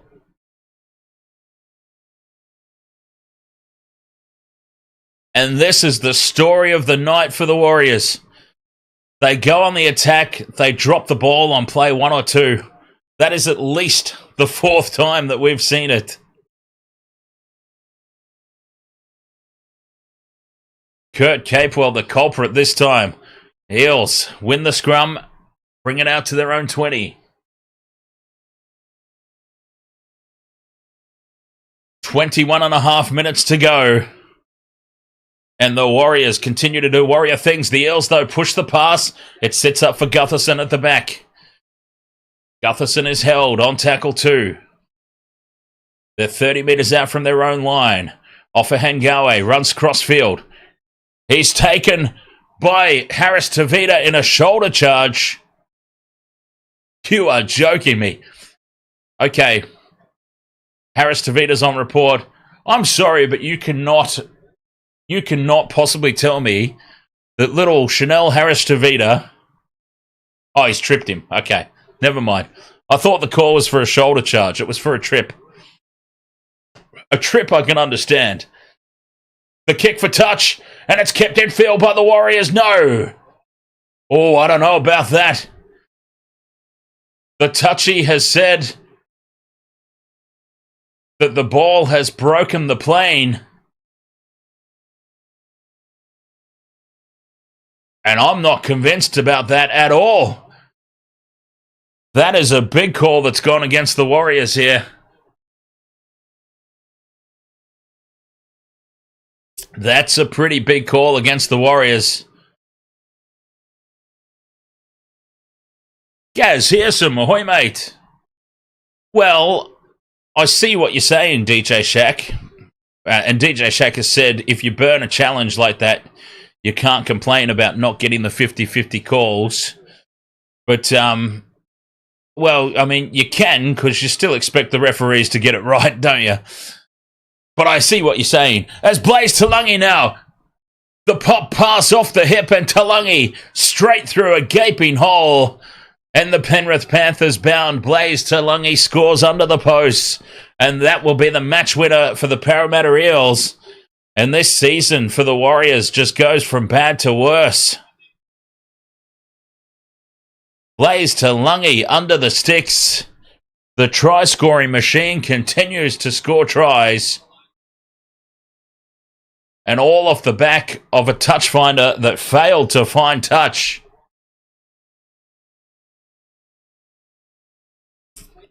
It was a horrendous call. And I'm certainly not blaming the call for this, because if you go back even further, it was Kurt Capewell dropping the ball cold on play 1 when they were on the attack. Not for the first time tonight. A big Warriors mistake early in the tackle count.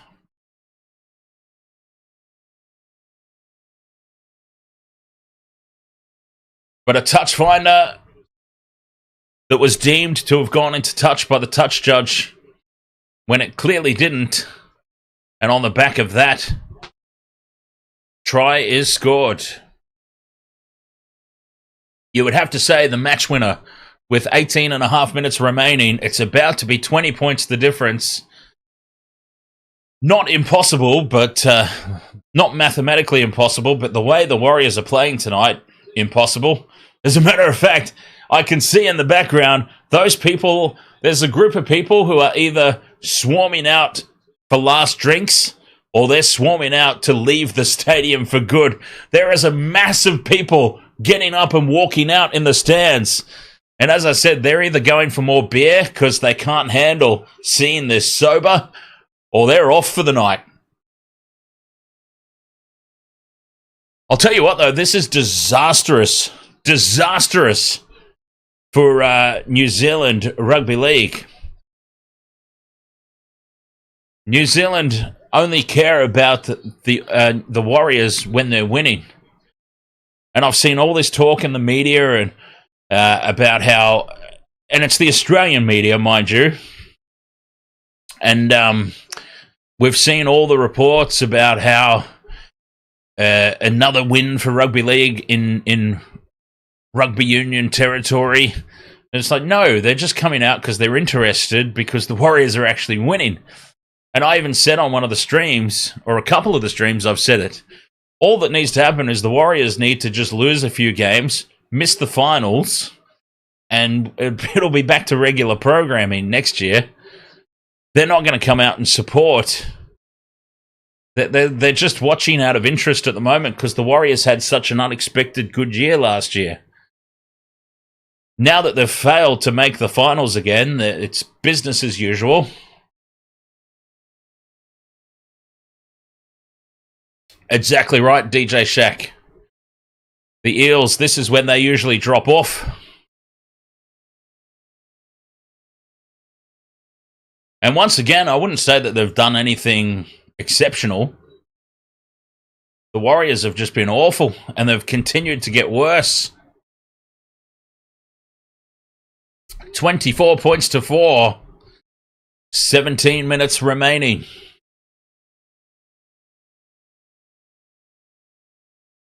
And they just haven't looked like putting any sort of play together. The Warriors, it's just been, we haven't seen it because every time they get close, they drop the ball. Well, they had a potential overlap to the right, but Graham Talfa straightens and just takes the fifth and last. Inside Eels territory, Johnson puts the high ball up. Watene Zelezniak gets there to put pressure on Tungo again, and Tungo comes up with the mistake.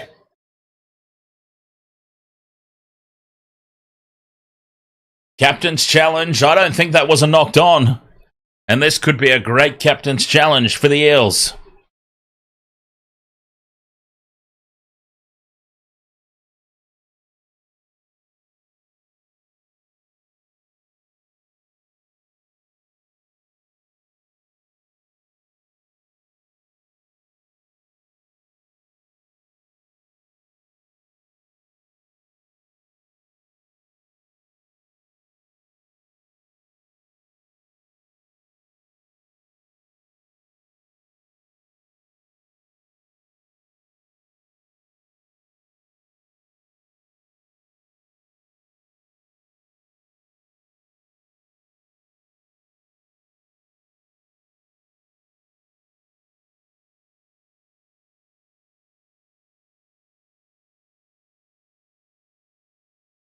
For the sake of the match, we need... I was going to say, for the sake of the match, we need this to be a knock-on. For the sake of the match as a contest, potential contest.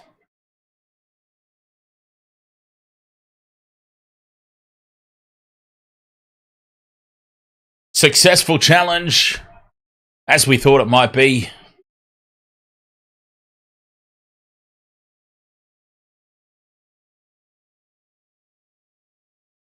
Sixteen and a half to go. Eels play the ball 30 out from their own line. Campbell Gillard steals some extra meters. The key for me is we need to go back to half-time. The referee, I thought... I saw the referee signal 10 in the bin. Did everybody just forget? As now Dylan Brown goes straight through. Support everywhere. Inside to Gutherson. And Gutherson races away to score under the post. Just like that. 28 points to 4. The Eels officially end the Warriors season. The Eels say, if we're going down, you lot are coming down with us. 28 points to 4.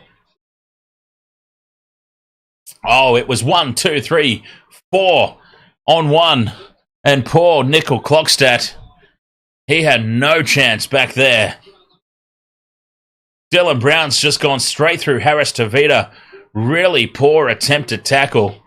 Harris Tavita was just not interested at all. But yeah, that's the thing I want to go back and look at. There was a clear indication for 10 in the bin from the referee. And it didn't happen.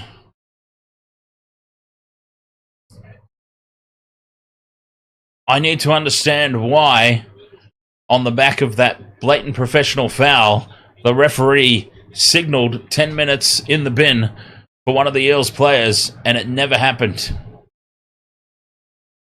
Did everybody just forget? Surely that couldn't... Surely not every single person... Like, surely one of the Warriors would have come up and said, "Oi, aren't they supposed to have a man off?" I'm so curious to find out what's happened there.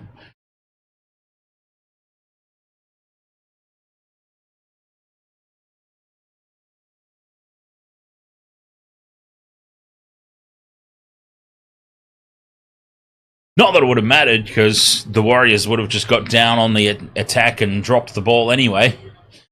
From right in front, Gutherson puts it over for 30 points to 4 with 14 and a half minutes remaining.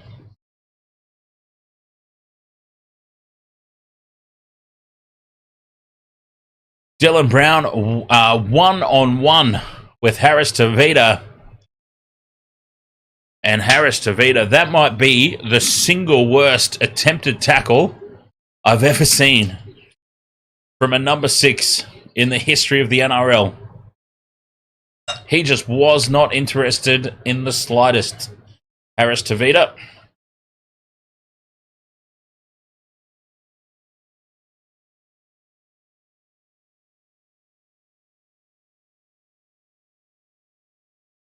Referee blows time back on. And the Warriors go short with the restart. And they come away with the ball.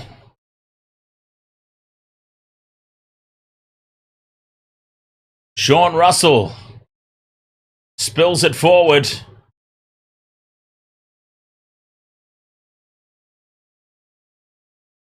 And the Warriors, with 14 minutes remaining,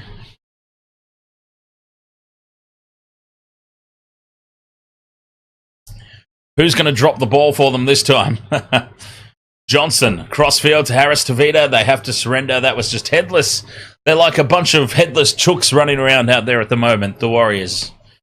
10 out from the line. Halasima backs into the defense. He's manhandled there by the Eels' defensive line. 5th and last, it's loose out the back. Johnson spills it, has to run back for it. Now the kick's off the side of the boot, and now Watene Zelezniak loses it forward. It's like watching the Three Stooges out there.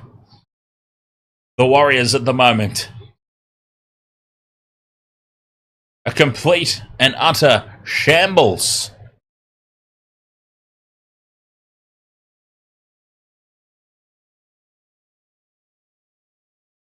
An absolute joke of a 5th tackle play, that one.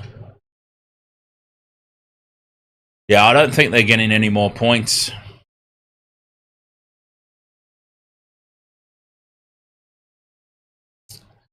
Hungry before dinner, ahoy mate. You joined an absolute Warriors massacre. They are getting carved up here.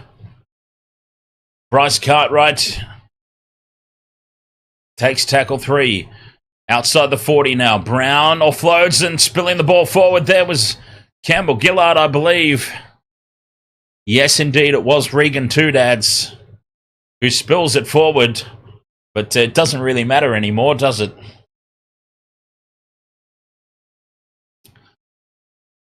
I suppose they still want a clinical finish to the game. You would expect, anyway, that a professional team would want a clinical finish. So they will probably be disappointed.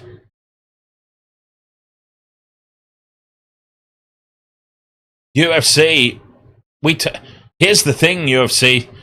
This is what I'm kicking myself about, UFC, and you probably are too. We talked about this in the Discord. You and I chatted about the potential of an Eels upset. We actually physically spoke about it, and neither one of us pulled the trigger and backed the Eels. 11 and a half minutes to go. Warriors on tackle 2, so they're due to knock the ball on here. Graham Taufa goes to ground. Inside the 20, Nicoll-Klokstad charging onto the ball. But he almost diffused himself then. And now from dummy half, some space for Wade Egan to Fanua Blake. And Fanua Blake is picked up and driven backwards. Fifth and last in a dominant tackle. Johnson out to the left. Harris Tavita spills it. And Penasini can't wrangle the ball in.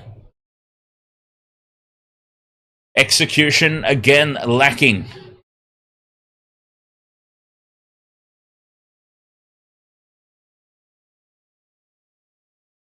Yeah, look, they've had some things not go their way quite clearly, but that can't be. It can be used as a reason for momentum swings, but it can't be used as a reason for the result. I mean, there were some clear-cut things that haven't gone their way. The Eels missed touch finder that wasn't called. They scored that very next set. The referee clearly, I saw it plain as day. The referee gave one of the Eels 10 minutes in the sin bin right on the stroke of half time. Plain as day, I saw it. I'll need to look at the replay to find out exactly what that call was, because he may have just called time off and then accidentally pointed to the sideline, because that's the difference between time off. Time off, they put both hands up, yeah? Blow the whistle, time off. Hands straight back down, or call for the TMO. He very clearly went put 10 hands up and pointed towards the sideline, which is the signal for 10 in the bin. So he either called time off and just was incidentally pointing at something else. I'll need to watch the replay and find out exactly what happened there. But there was a clear shot of the referee with his 10 fingers in the air on the back of a penalty, a clear professional foul on the stroke of half time, which is why I thought Parramatta had a man sent to the sin bin. And if he wasn't sent to the sin bin, which it seems like he wasn't, I have to wonder why a blatant professional foul was not sin-binned. So yeah, they certainly haven't had things go their way, but they've also been shocking. The Warriors. Harris Tavita now fights through a couple, offloads to Tuivasa-Sheck. Tuivasa-Sheck tackled. With 9.5 to go, 40 out from the Eels line. Jazz Tavanga with the hit up. For tackle 4. Johnson out the back of shape. Offloads to Nicoll-Klokstad, and Nicoll-Klokstad will go straight through. And the Warriors finally, off some set-piece play, score a try. It's a tick off the multi as well, for what that's worth, with 9 minutes remaining. And it's 30 points to 8. They finally threw a set-piece play, and they score a try on the back of it. The problem is it took them over 70 minutes. How has it taken over 70 minutes for them to run a set piece at the Eels' defence?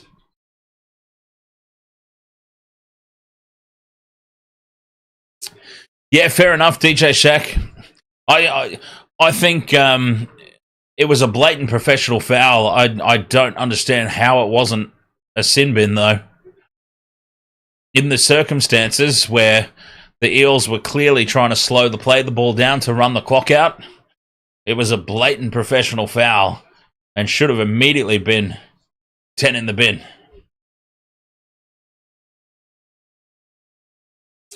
But at the end of the day, as we said, and as we say, the referee doesn't drop the ball constantly on play 1 and 2 in the red zone, does he? At the end of the day, this loss is all on the Warriors. It's all on the Warriors, this loss. The referee has made some terrible calls, but he's not the one dropping the ball on play 1 and play 2 in the red zone. DJ Shaq says, is the Dolphins versus Roosters in Perth? It is indeed, which makes the game so difficult to predict. Through the hands now, again the Warriors. Early in the tackle count. They've got to throw absolutely everything at the Eels here. Harris Tavita now. Tua tries to get away, keeps his feet, offloads back to Harris Tavita in midfield. Play 4, just inside Eels territory.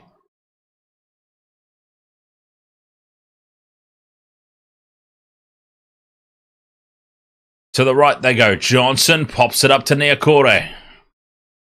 5th and last, 40 metres out. Short side they go. Johnson puts it high. Contestable kick. Witeni Zalesniak goes through. Makes a play at Gutherson. Gutherson does extremely well to hold on to it. Takes the high ball down under extreme pressure. And Clint Gutherson now is such an important part of the Eels' makeup moving forward. With the departure of Blaize Talagi to the Panthers, the departure of Charlie Geimer, many other players too being shopped around.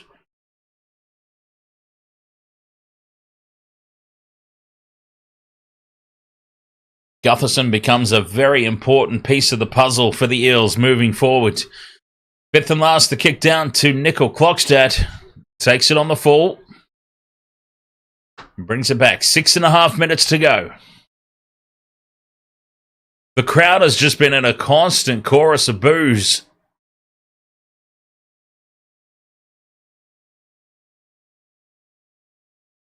Tua.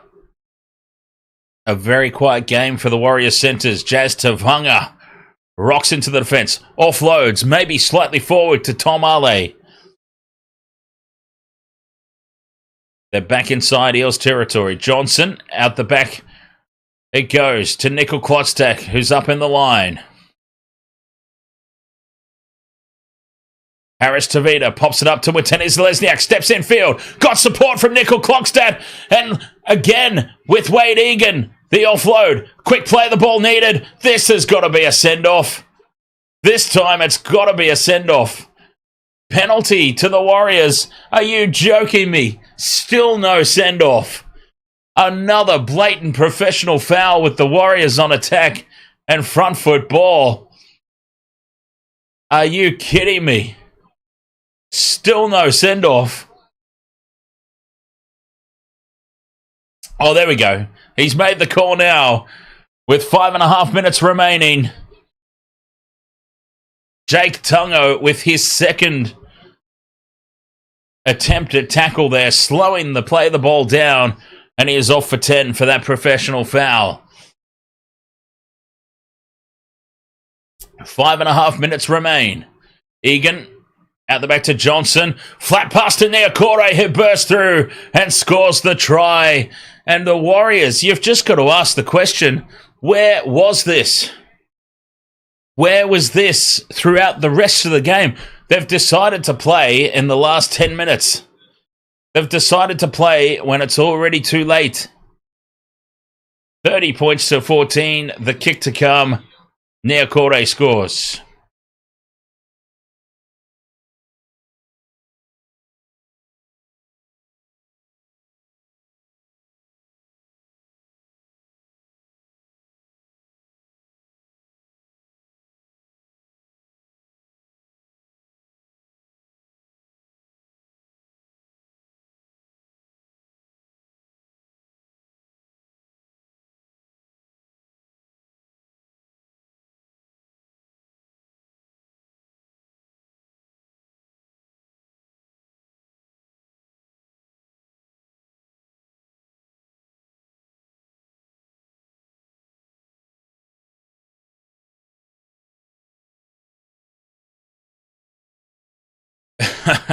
Oh, and a conversion missed from Shaun Johnson. Holy hell, Shaun Johnson misses another one. A relatively simple kick at that, it should have been. And goal kicking has certainly not made the difference tonight, but it's alarming for the Warriors. Their goal kicking has been non-existent, even with the return of Shaun Johnson. 4.5 minutes remaining, 30 points to 14. Warriors back in possession. The Eels are a man down, remember, for the remainder of this contest. Egan from dummy half spots some meters, forces the offload back to Barnett, who beats one. Barnett fends off Brown, looks to get the hands free and spills it. Penalty to the Warriors, though. On halfway, Johnson pops it into the corner. 3.5 minutes to go. They just left their run way too late, did the Warriors. Mind you, what? Johnson missed a penalty goal. He's missed at least 2 conversions. Yeah, it's still too late. It would have been 30-20. Still too late. Ahoy in midfield to Johnson. Flat pass again to Nicoll-Klokstad. This time, the Eels' defence is wise to it. 3 minutes to go. Down the short side, Nicoll-Klokstad, who's had a blinder. Playing it on tackle 4. Egan looks to get the 6 again. Ahoy in midfield. Surrenders for the 5th and last. Egan to Johnson. Cut-out pass to Watene Zelezniak, who loses the ball. Watene Zelezniak was over the line, and Gutherson rakes the ball out for an amazing try-saver. Watene Zelezniak had a simple finish here, and Gutherson says, pop, rakes the ball out as Watene Zelezniak is dropping over the line for another try. Clint Gutherson. And he's fired up about it too. Another try goes begging here for the Warriors. A try saver from Clint Gutherson. Michelle, you can't talk about that. You're not allowed to talk about that.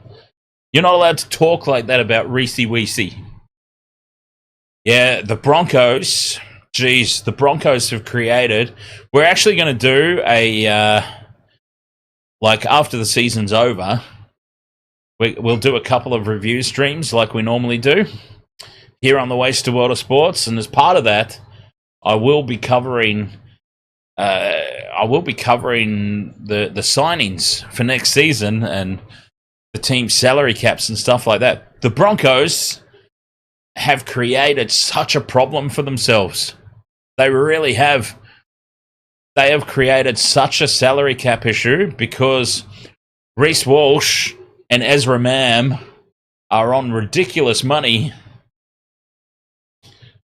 They have created such a horrible salary cap scenario for themselves.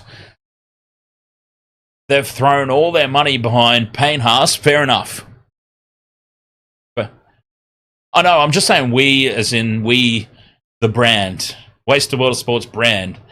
We could mean just me on my own.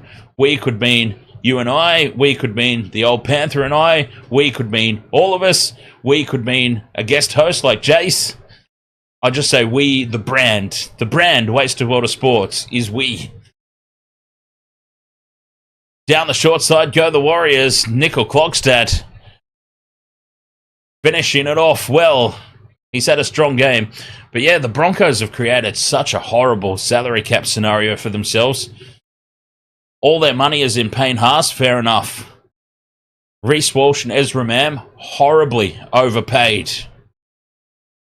And that's going to be a big issue for them moving forward if Ezra and Reece...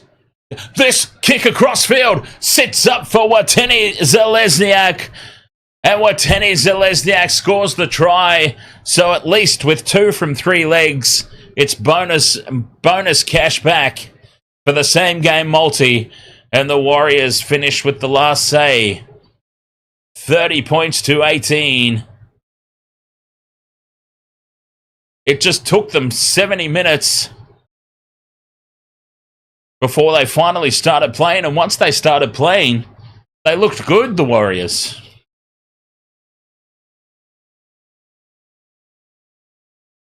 So we end up getting 2 out of the 3 legs, which means bonus money, cash back.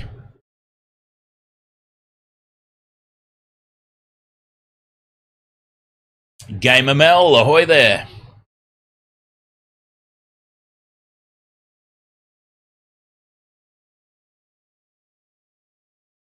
Nice one, UFC.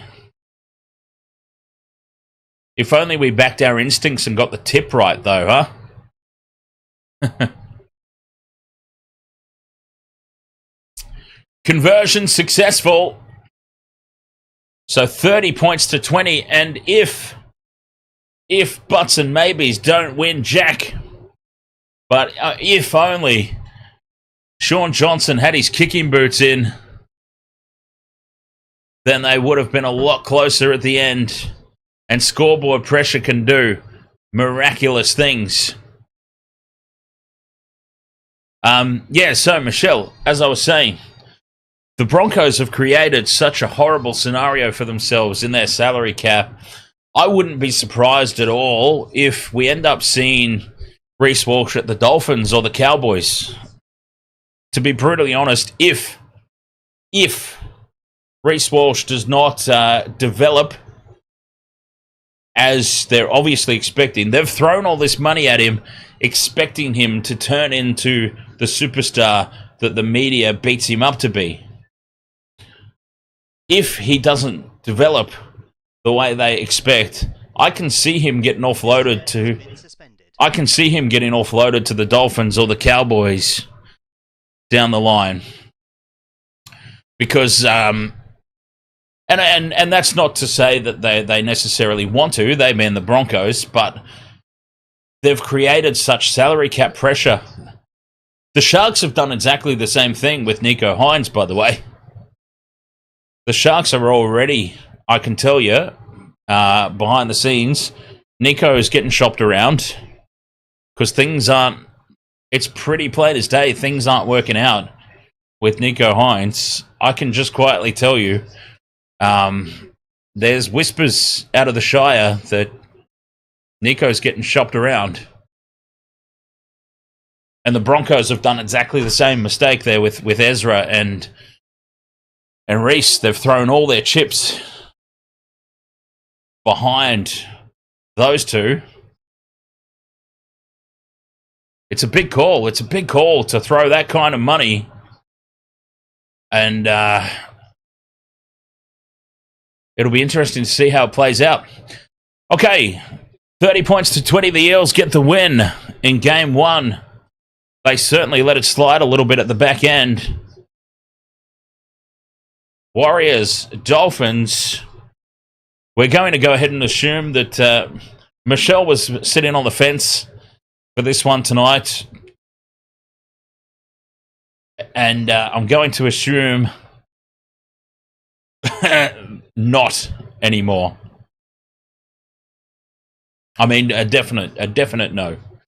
A definite no in the end to this one. as the teams run out onto the field. Now, this game is in Perth, which makes it a very, very difficult one to predict because we don't really have any previous data to go off.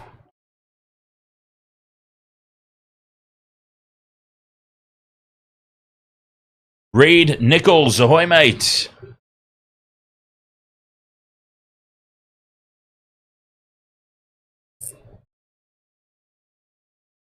This is a home game for the Dolphins on paper. McGregor Orchard says, what about when Origin occurred here? It was great. It was great for New South Wales.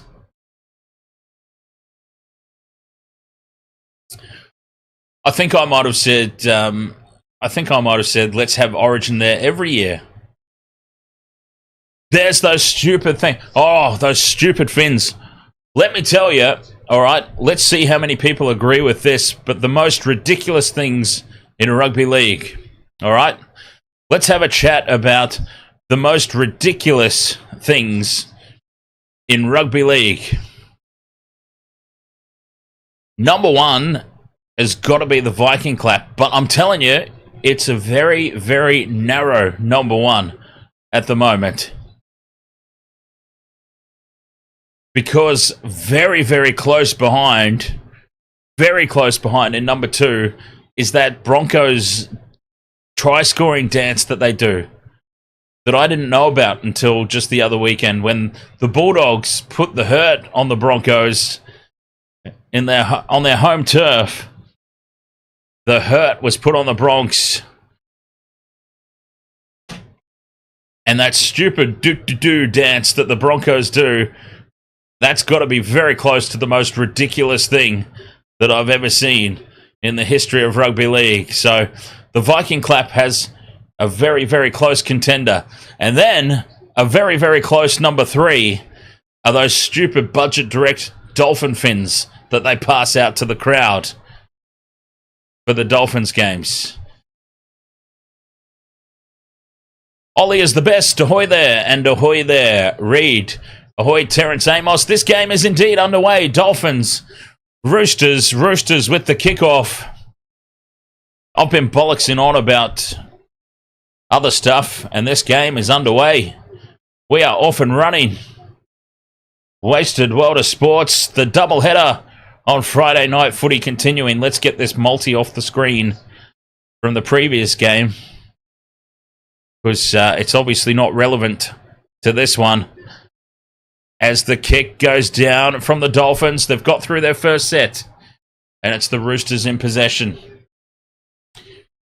Terrence Amos has asked if Adam Reynolds will be at the Broncos for 2025. I can imagine he will be because they don't really have any other options. Oh, captain. I don't think he should be captain. In all honesty, I don't think he should be captain, and that's no offense to him, but I think it's time for Pat Carrigan. Pat Carrigan is clearly the future captain of that club, so I say give it to him now.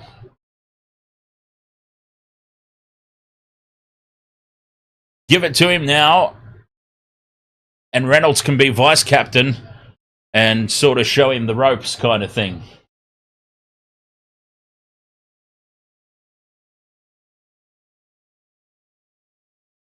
All right, the only problem with these back-to-back games is I still haven't figured out a feasible way to quickly jump between the two of them on the screens.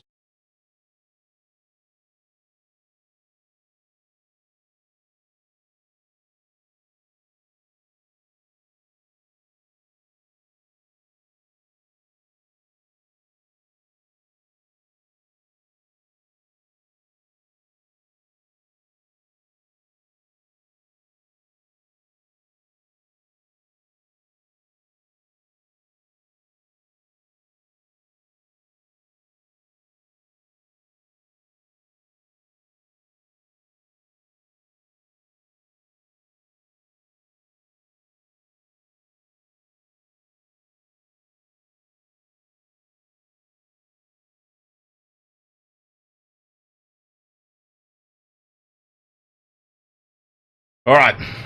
There we go. I'm all set up.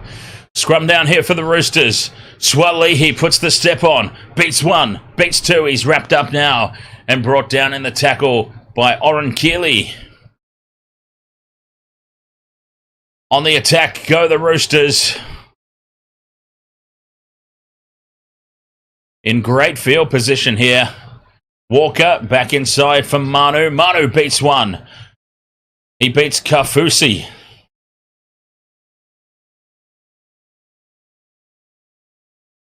Third tackle, 15 out. They go to the left. Keary, flat pass to Crichton. And Sir Angus gets the offload away. It's loose out the back. Tupou collects it. A 6 again for the Roosters. Oh, they surely score first here, the Roosters. Connor Watson in midfield to Spencer Leniu. 10 metres out in front of the post. Play 2. Walker to Tedesco. Double pumps out to Dom Young. Dom Young puts the head down. Barges towards the line. The Dolphins defence forces him over the sideline. He throws the Hail Mary infield. And the Roosters still have it on play 3. 4 minutes gone.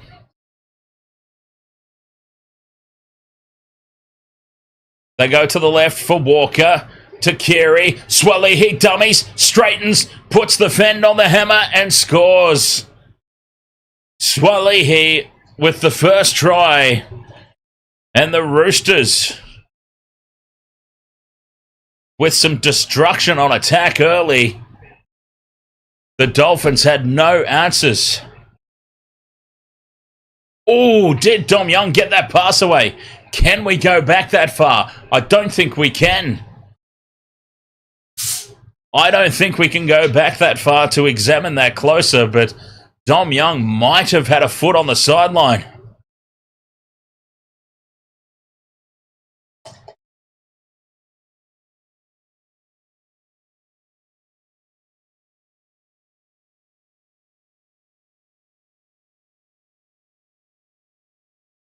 Try confirmed for Joey Swalihi. Yes, you can't go back that far in a play to examine.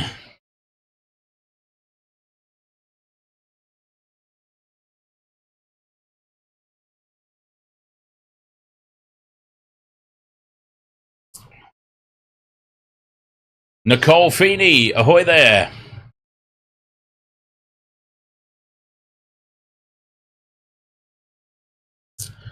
McGregor Orchard says, I don't want to offend Police Kafusi, but his hairline is shocking. You know what he needs? McGregor, he needs to get onto Mosh. Because Mosh, I can tell you firsthand that Mosh, as Sam Walker converts to make it 6-0 in favour of the Roosters, Mosh truly works. I swear by it.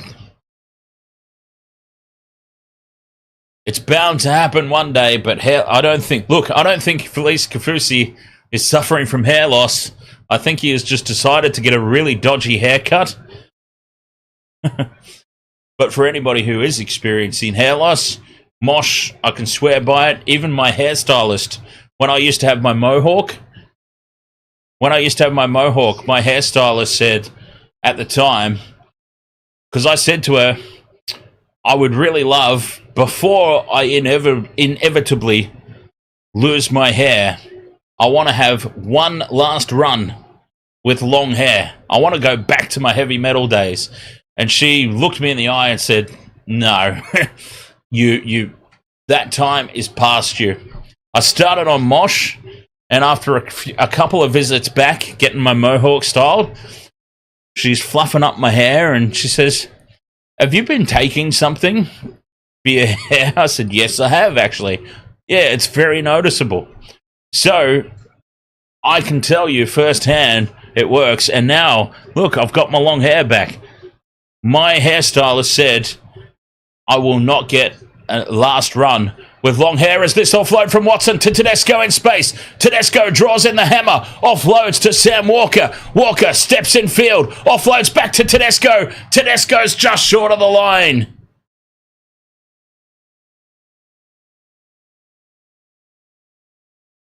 It's gone up as no try. I think Tedesco was just short.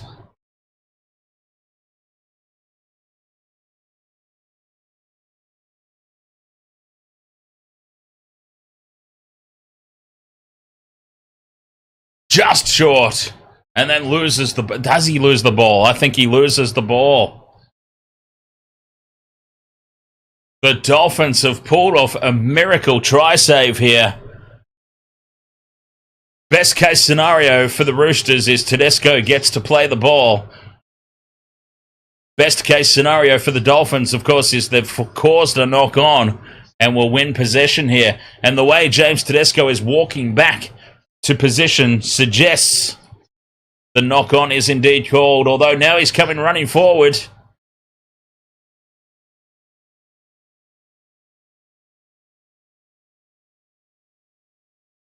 For a scrum.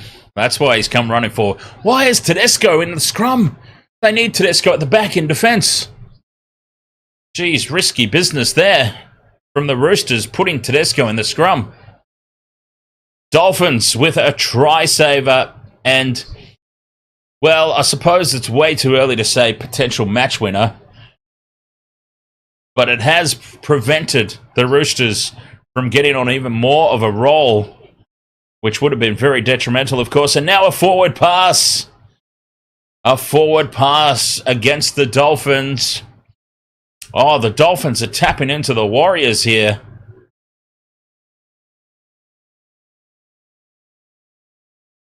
They've got their finger hovering over the self-destruct button.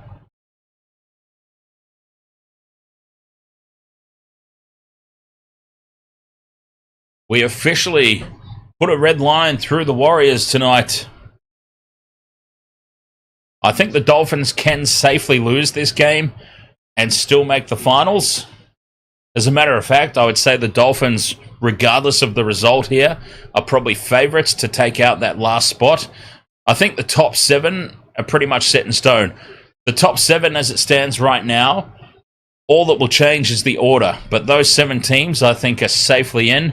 It's a battle for the 8th spot between the Dragons, the Knights, and the Dolphins. Kick in behind the line from Sam Walker, chasing his own kick.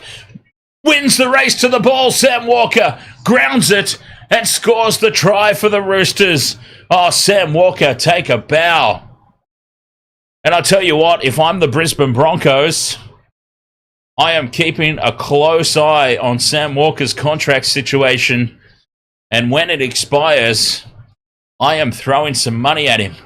Unfortunately for them, though, they've kind of tied up all their salary cap in Reece Walsh and Ezra Mam.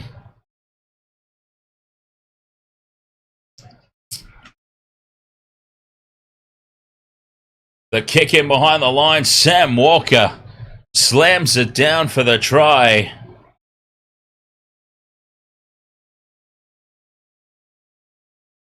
And much like last week, the Roosters have started immaculately. Do we like that word? Immaculately. 10 points to nil. 9.5 minutes to go. 9.5 minutes gone. Sorry. They're winning against the clock at the moment, the Roosters.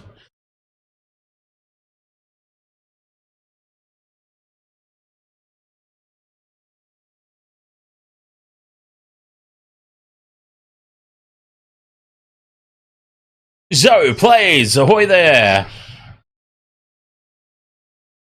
Hey, Zoe, have you heard the news? Intoxigamer is returning.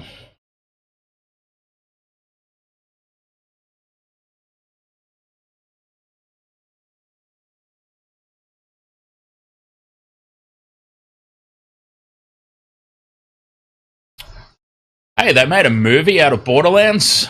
That's pretty cool. Conversion successful.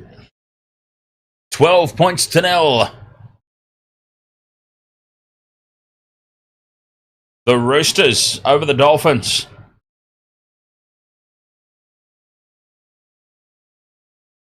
Dolphins with the restart. Can't get their hands on the ball at the moment, the Dolphins. So they're struggling.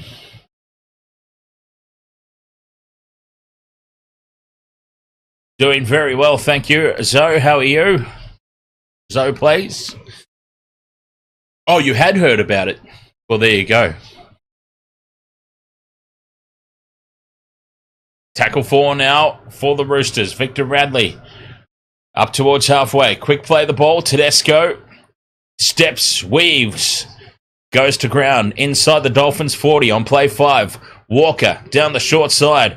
They've got all the forward momentum at the moment here. The Roosters, pressure on the Hammer at the back. Hammer diffuses the high ball well. Lindsay Collins was all over him. And now they give away a penalty. The Roosters too enthusiastic. And up inside the 10.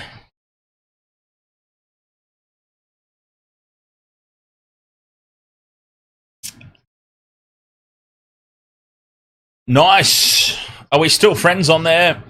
Zoe Plays. I jumped on after the stream the other week for some Tower of Hell. So who knows? I might end up doing the same post-stream here. 40 metres out from the line on the back of this penalty. The Dolphins, a chance to attack. Their first one, really. 12 points to nil in favour of the Roosters. But now the Dolphins, Kafusi takes tackle 3. Running across field there is O'Sullivan. Links up with his halves partner Katoa. Tackle 4 in front of the post. Farnworth goes on a dart. Farnworth fights his way towards the line. Farnworth, he's over the line. He's now driven back into the field of play. 5th and last. A metre out in front of the post. Plath to O'Sullivan. Hammer bobbles the ball. Gets the pass away to Averillo. Averillo kicks into the end goal. And Tedesco's there to tap it dead. Goal line dropout. Result for the Dolphins. Thomas Hockenhole. Ahoy there, mate. Half my multis have already hit. As a Chucky supporter, loves Sam Walker. He is an absolute weapon. And I would dare say Sam Walker, an absolute must to keep for the Roosters. Short restart, fails to find the 10. And over into touch it goes. This will be a play the ball for the Dolphins on the 10-metre line. Who took that goal line restart? That was a shocker.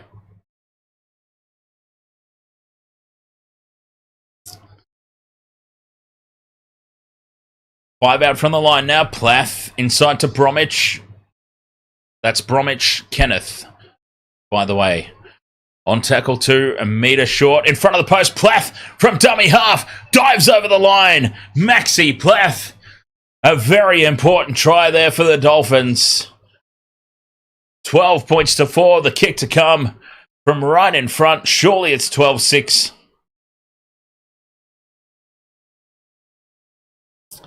Take nothing for granted these days, though, with these conversions.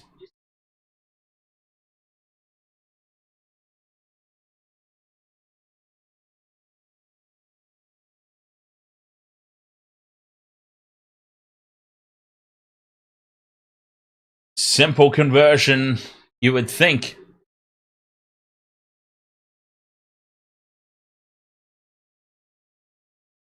This event is now in play.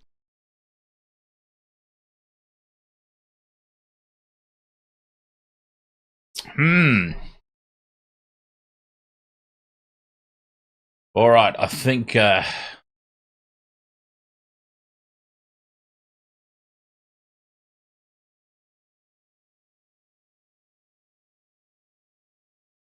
the moment has passed for any sort of trade-off on this game. From right in front, Jermaine Asako, you would expect he would make no mistake out of this one.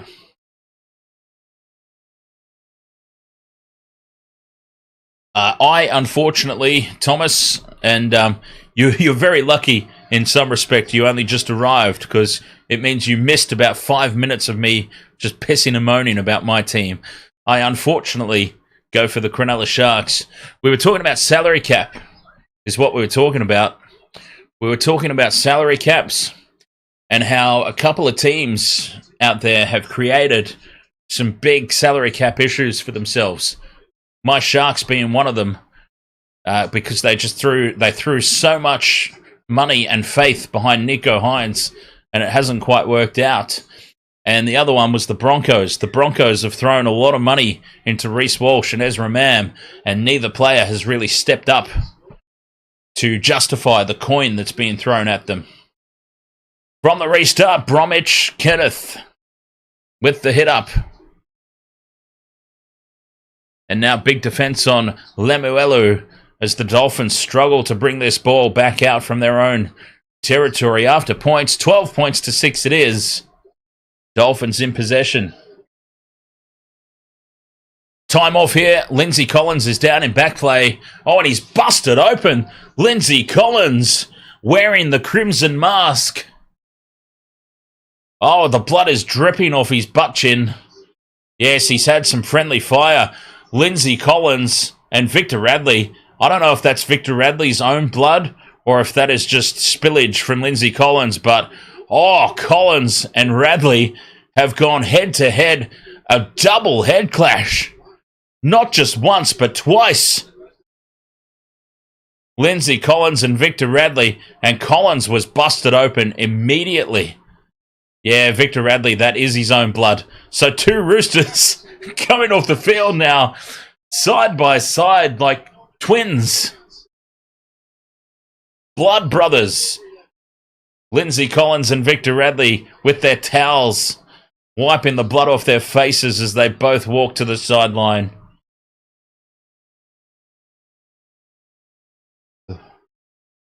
That was some huge head-on-head contact.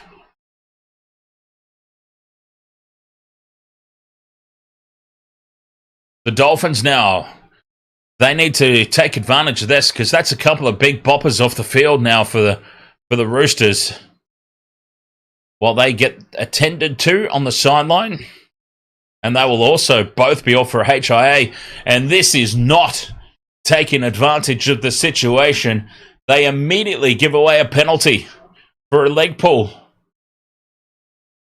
On play 1, the Roosters have just had 2 big boppers off the field for a HIA. And on play 1, rather than taking advantage of the situation, the Dolphins give away a stupid penalty. Wayne Bennett will be pulling his hair out in the coach's box. That was silly. Up over halfway now on play 1, the Roosters.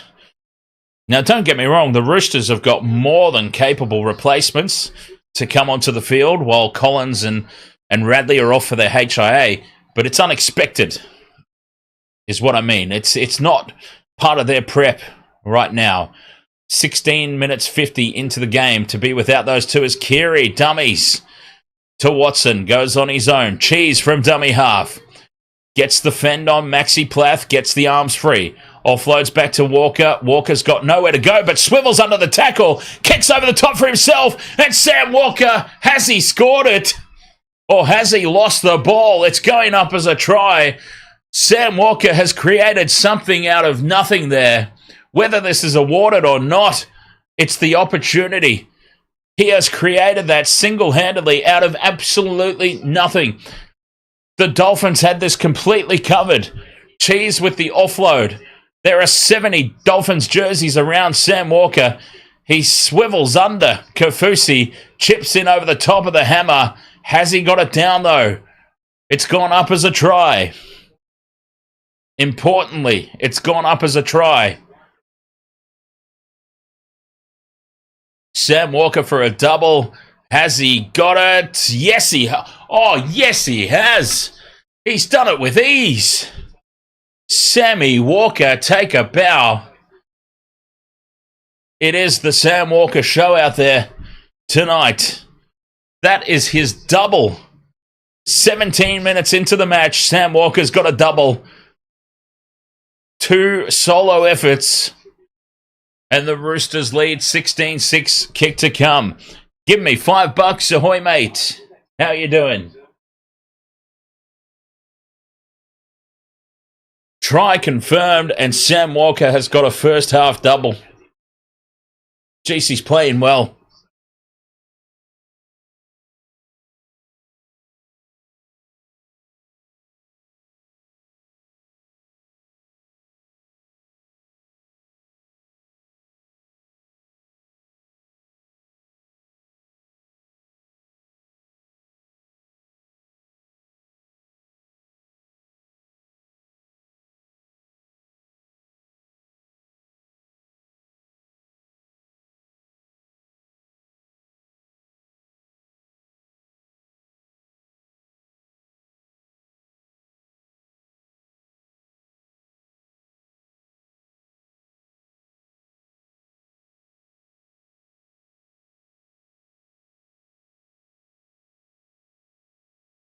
The Sam Walker show continues with the conversion to make it 18 points to 6.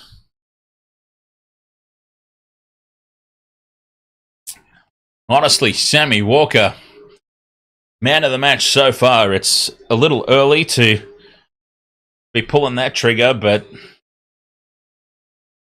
putting on a performance and a half at the moment is Sam Walker. 18 points to 6. Sam Walker is directly responsible for 14 of those points, by the way. Sam Walker 14, Dolphins 6 as the restart to Dom Young and Spencer Leniu from the back fence. Dominic Young could score, yes, ex-Marcel. He's been very heavily involved in a lot of the plays so far, so Lindsay Collins and Victor Radley are undergoing HIA's Category 2.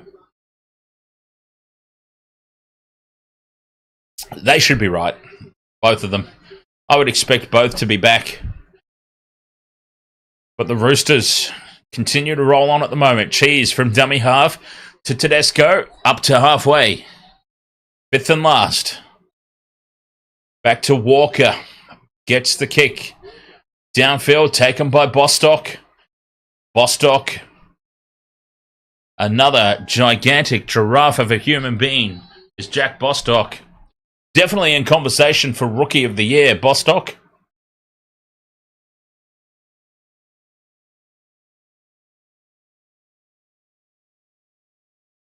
But the Dolphins feeling the pressure at the moment, a quarter of a way through this contest.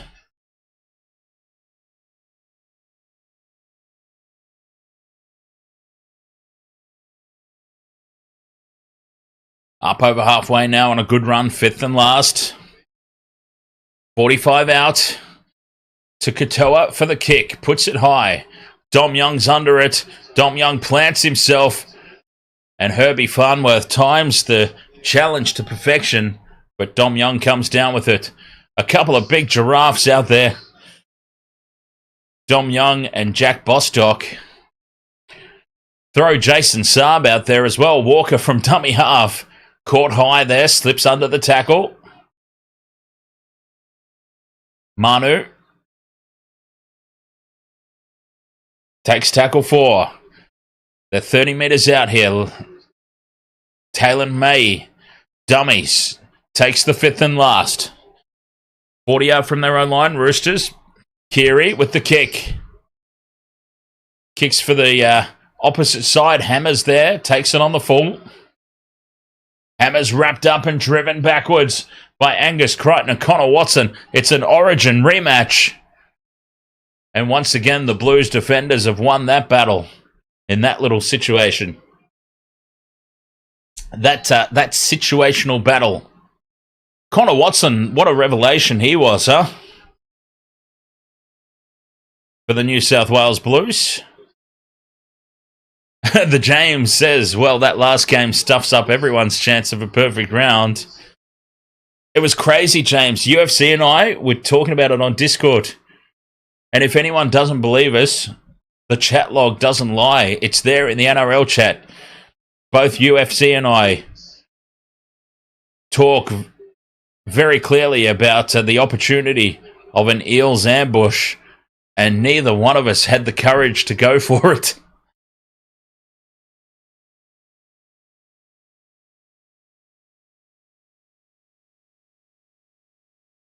I wonder if anybody's had the courage to go for the Dolphins in this one.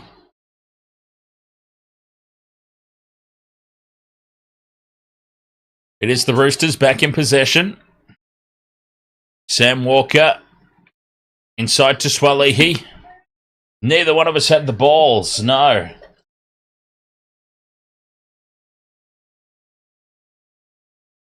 Penalty to the Dolphins here for an obstruction. They surrendered in the tackle, and I think that's probably what Tedesco's arguing with the referee here. They surrendered in the tackle. Walker to Swalihi, and yeah, Well, yes, Swelly, he didn't really surrender, did he? He didn't take any advantage from it, though, at all. He still got tackled in line with Tedesco. I mean, that is the rule as it stands, though. It probably needs to be looked at. There was no advantage taken from that play at all. But the fact that Swelly, he ran and straightened. He needed to drop straight down. Dolphins go on the attack. Katoa to O'Sullivan. To the hammer. Wrapped up 10 metres out. Through the hands, they went to the right with no result. O'Sullivan now at first receiver. To Stone. They get a 6 again here, the Dolphins. This is play 1. 10 metres out in front of the post. Left they go to Katoa, who straightens back towards the post, wrapped up. On play 2, just a couple of metres out. Plath goes to the right. Nichols is wrapped up. Play 3, Plath to Kaufusi on the crash ball. Kaufusi swings around and plants it down. 18 points to 10, kick to come. They're not out of this, the Dolphins. They are not out of this. The Roosters, more specifically, Sam Walker, have been looking very good, but the Dolphins just continuing to hang in, and they got a situation there, Kaufusi on Luke Keary, right on the try line, and I'm sorry, but that is no contest. Big Felice Kaufusi one-on-one with Keary, and the Roosters can't afford to leave their halves in those sorts of scenarios. Kaufusi is just backed over the top of Keary, plants it down. And you can't really blame Luke Keary for that. He was never going to make that tackle stick.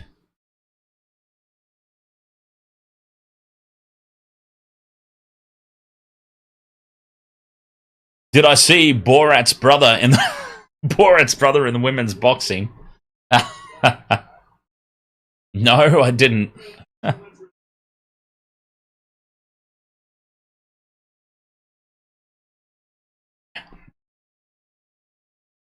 I thought Borat was from Kazakhstan. Is that it? Kazakhstan.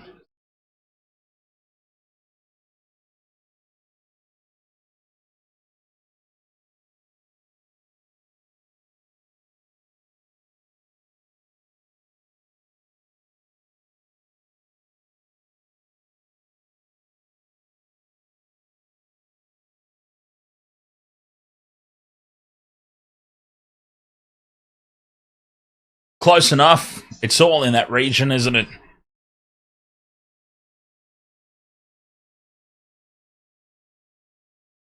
It's all over there somewhere. Conversion successful from Jermaine Asako. 18 points to 12. The Dolphins are just hanging in there, refusing to go away. Roosters get us back underway.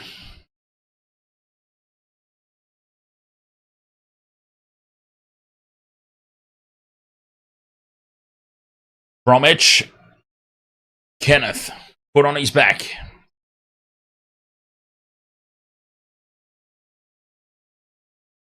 Nichols.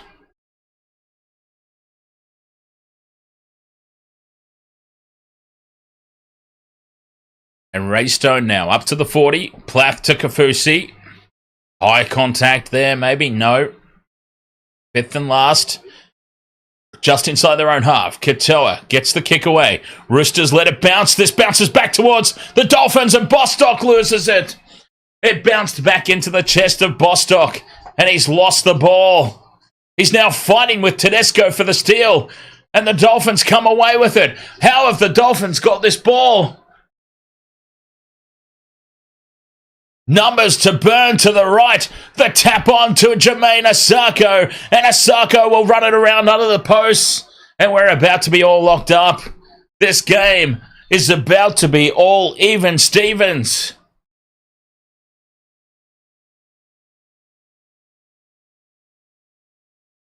18 points to 16. The kick to come. Now, what happened here? The Roosters let the ball bounce. It's off the knee of Bostock. It was off the knee of Bostock as it bounced back towards the Dolphins. So it's play on. Bostock beats Tedesco to the loose ball.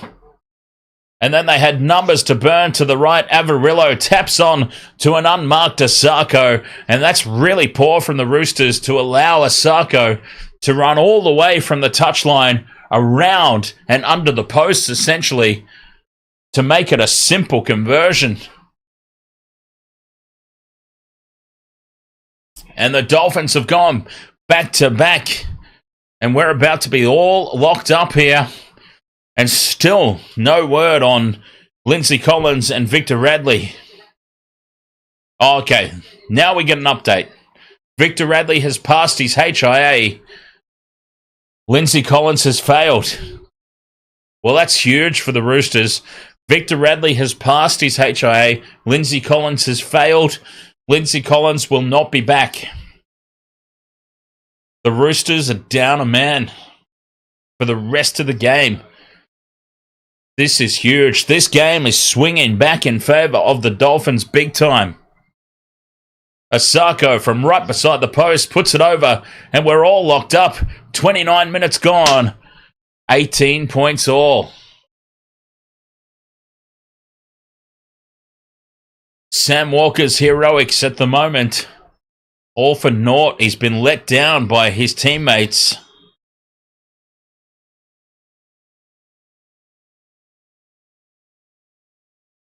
And the Dolphins have gone on a little bit of a run.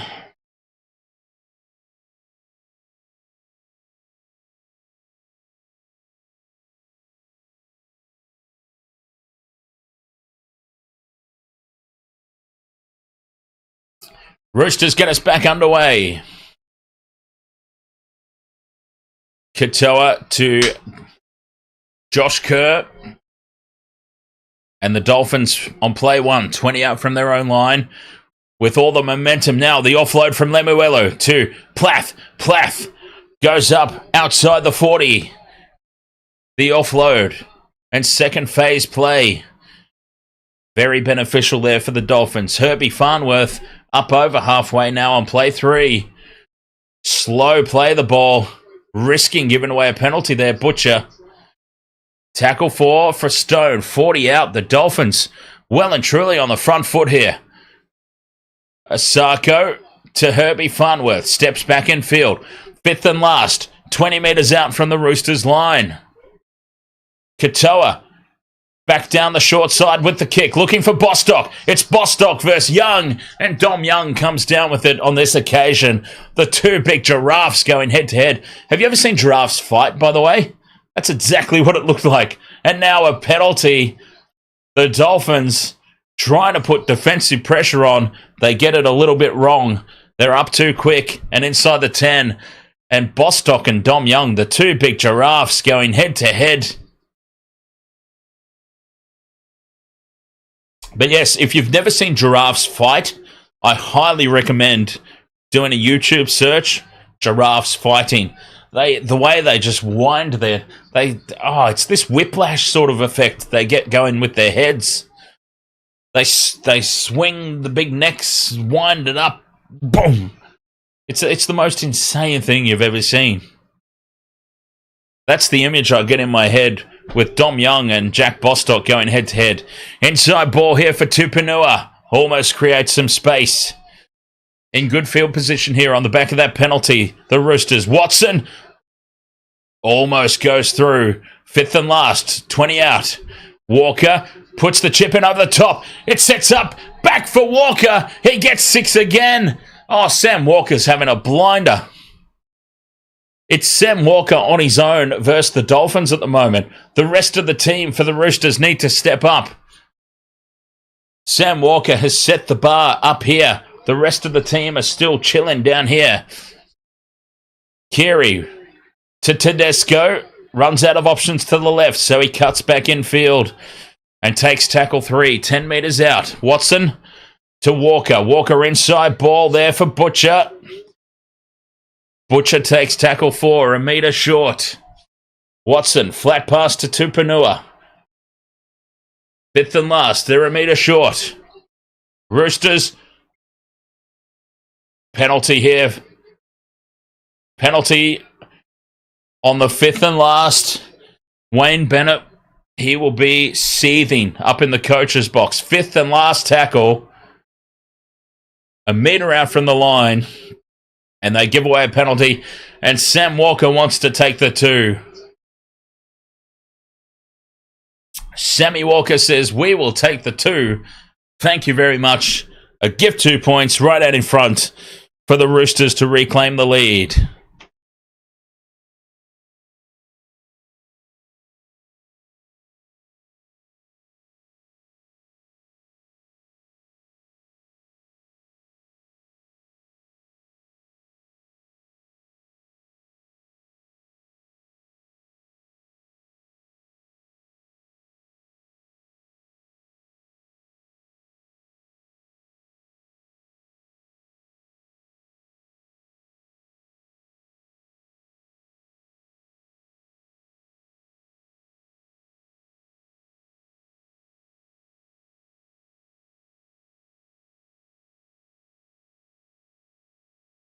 Sam Walker pops it over.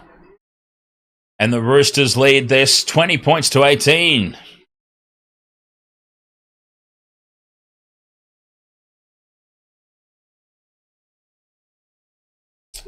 Sammy Walker's running the show at the moment out there for the Roosters. This has been a hell of a performance. A long way to go in this game, but Sam Walker for me tonight has really stood up.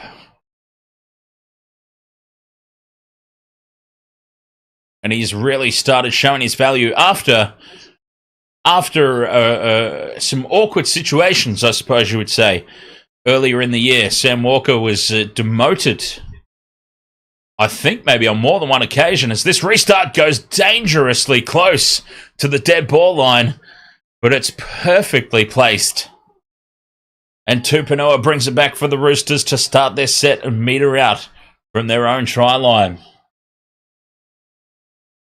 And Dom Young comes up with the error on play 1, inviting the Dolphins back in here. Dominic Young has been out of sorts in recent weeks. Their captain's challenging as well. This could compound the issue. They don't want to lose their captain's challenge for the remainder of the game as well. Dom Young.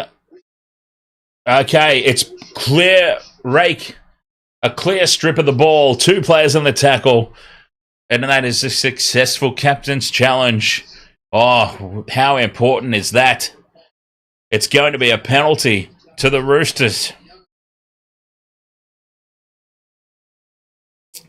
But importantly, they keep their captain's challenge on the back of that. Crucial. Roosters ball on the back of that penalty. Taylor May up to the halfway line and told to go back and play it on the mark. Back on the mark there, Taylor. Here's Walker inside to Tupanua. I'm just so impressed with Sam Walker tonight. Keary holds the pass up for Sir Angus. And Angus holds his feet. 3-man tackle. They finally bring him to ground. 30 out from the try line. Watson in a dummy half. Here's Keary. Pops the pass up. It's loose. And it's lost forward by the Roosters.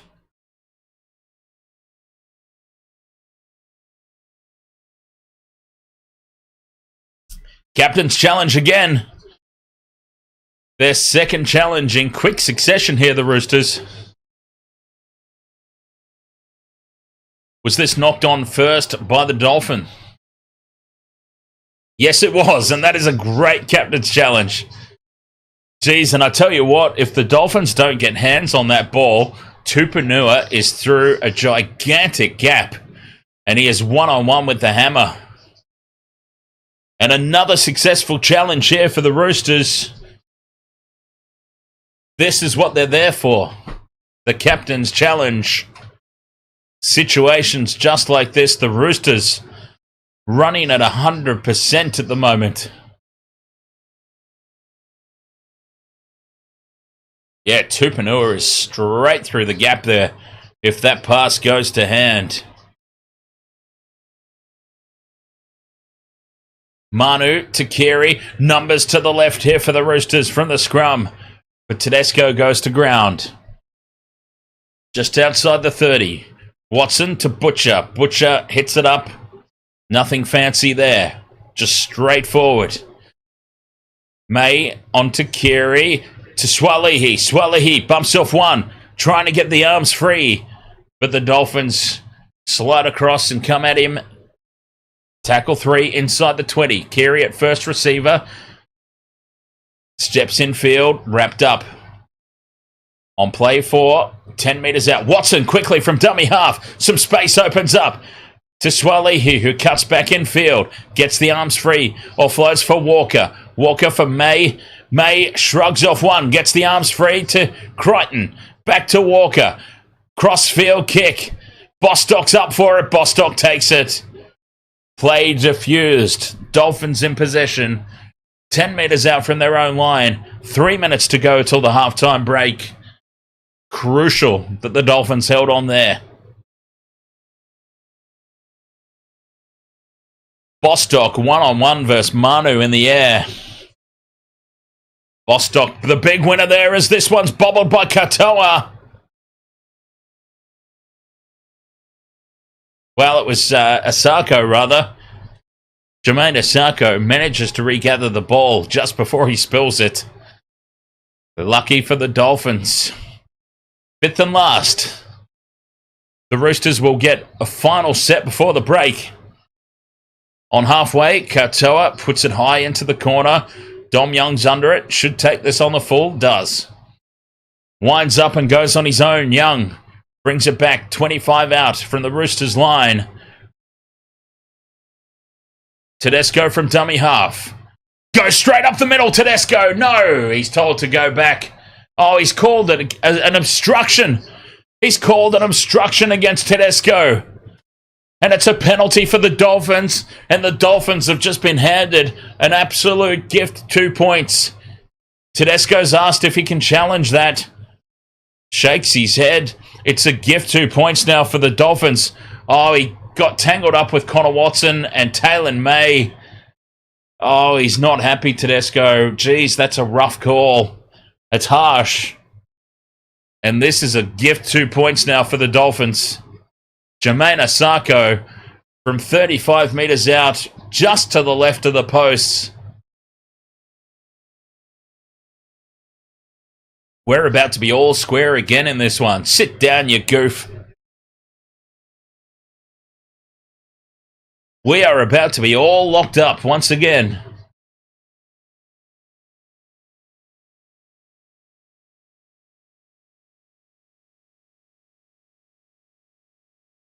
Jermaine Asako short of an absolute catastrophe here. Should knock this over and tie the scores up once more.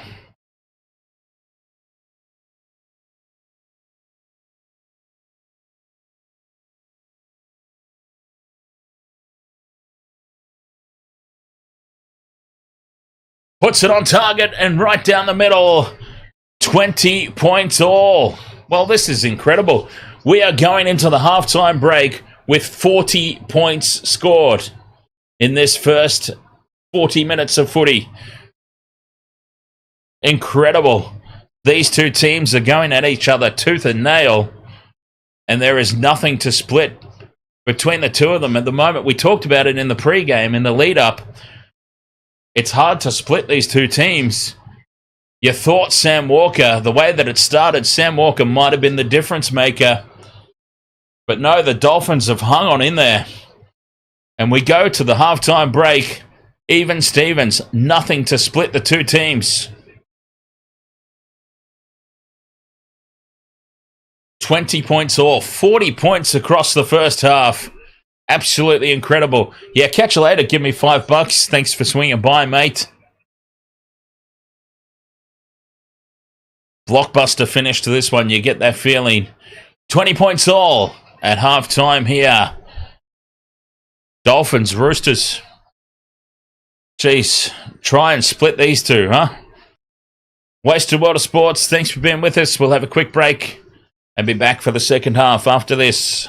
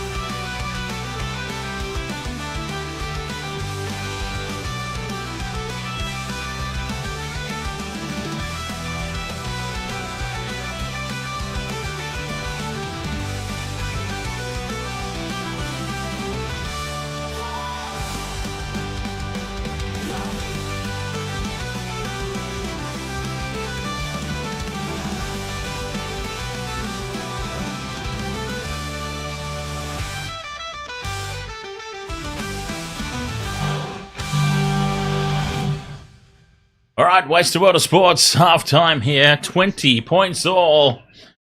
But we've got to do, I can't believe I forgot about this, but what we have to do right now, give me a second to figure this out. Here we go. All right, we have to do this. There is a birthday in the group. Yeah. This one here. Happy birthday to Falcor.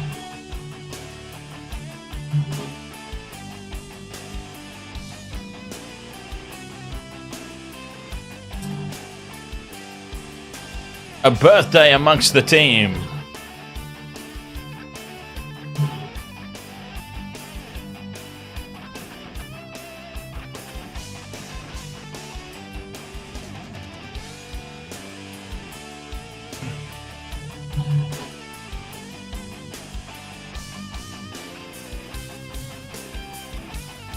Ah, yes.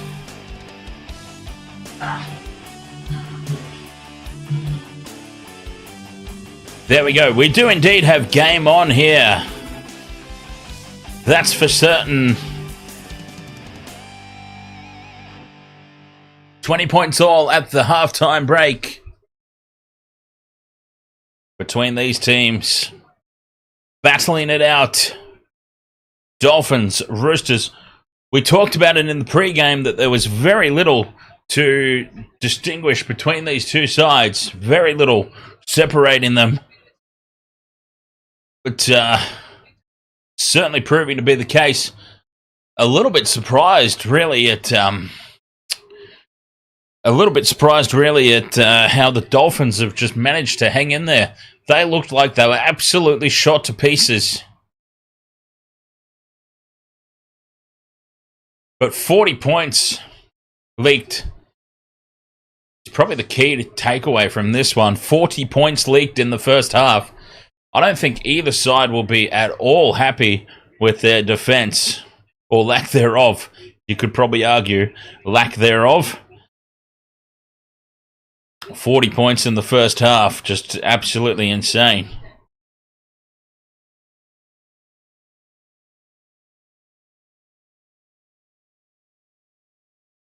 We do indeed have a game on here on the Wasted World of Sports, which is good because we enjoy quality footy, right? I think I speak for everybody when at the end of the day, we've got our teams that we like, we've got our teams that we don't like, but at the end of the day, you just want to see, as a neutral or as a supporter or as a hater, it doesn't matter where you sit in the equation. At the end of the day, you just want to see a good game of footy. I think that sums it up. I really do. I think that sums it up to perfection. We certainly have a game on our hands here. 20 points all at the halftime break. Looks like the broadcast is having another break. Kind of quiet out there in the chat room. If there's no questions, I'll duck off again just quickly before the second half gets underway. Got to make sure that I have more than ample refills for the second half. Here on the Wasted World of Sports, as we're getting ready for the second half here. Nothing between the two teams at the moment. Sam Walker putting on a 10 out of 10 performance in that first half, but even that wasn't able to separate the two teams. Second half coming up right after this.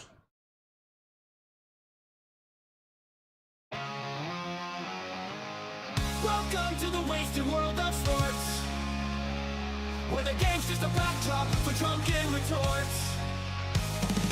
Rugby league or union, it's all fair play, but it's the banter that steals the show. Hey, hey, hey, hey. Ahoy, we're here to make some noise.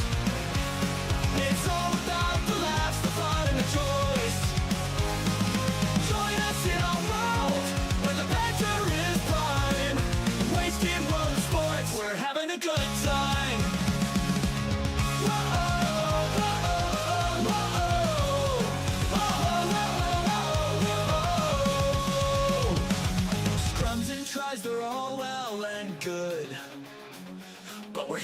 jokes and take pass last from the kickoff to the final whistles blow. We'll take the 2 and we're ready to go. Ahoy, we're here to make some noise. It's all about the laughs, the fun and the joys. Join us in our world where the banter is prime. Wasted world of sports, we're having a good time. We break down the plays, but it's all in jest. With a laugh and a cheer, we bring out our best. No serious analysis, no expert critiques. Just a bunch of mates sharing plenty of drinks. We'll raise a low, from sideline jokes to post-match tales. All big goofs and their big fails. We're not so serious, and that's our style. With each ahoy, we raise our skies. Ahoy, ahoy, we're here to make some noise. It's all about the laughs, the fun, and the joys. Join us in our world where the banter is prime. Wasted world of sports, we're having a good time. So come along and join our sporty crew, where the banter's always fresh and the laughs are true. Oh, wasted world of sports, here's to our cheer. We'll see you on the pitch and drink some beer. Yeah!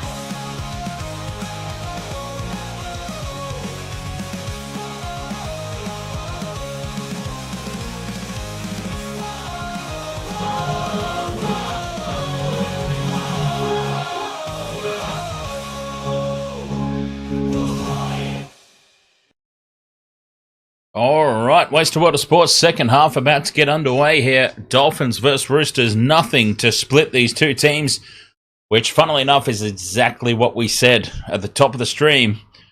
It was very, very hard to split these two. Proving to be the case at the moment. 20 points to all at half time. 40 points in the first half. Unbelievable. Thought it would be close. Didn't think it would be this high scoring. If you went overs in this game, you're laughing at the moment because you probably only need 10 and a half more points for a successful overs bet in that market. All square again at the halftime break. 20 points apiece. Here come the Dolphins out onto the field. Absolutely no point to that smoke stream that they had. Whenever there's pyro involved or anything like that, fireworks, pyro, I always say, go big or don't bother.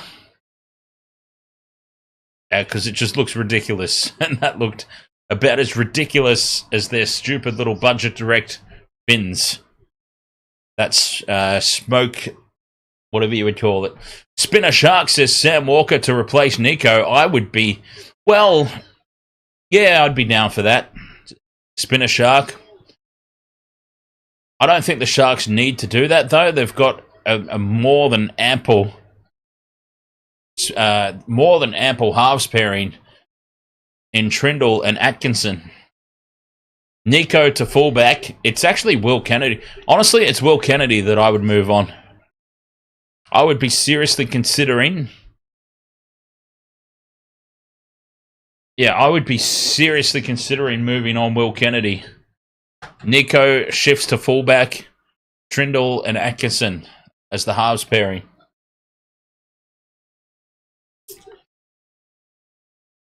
Fifth and last here for the Roosters. Keary from just outside the 40. Pumps the kick down. Hammer takes it on the full. A straight line of defence.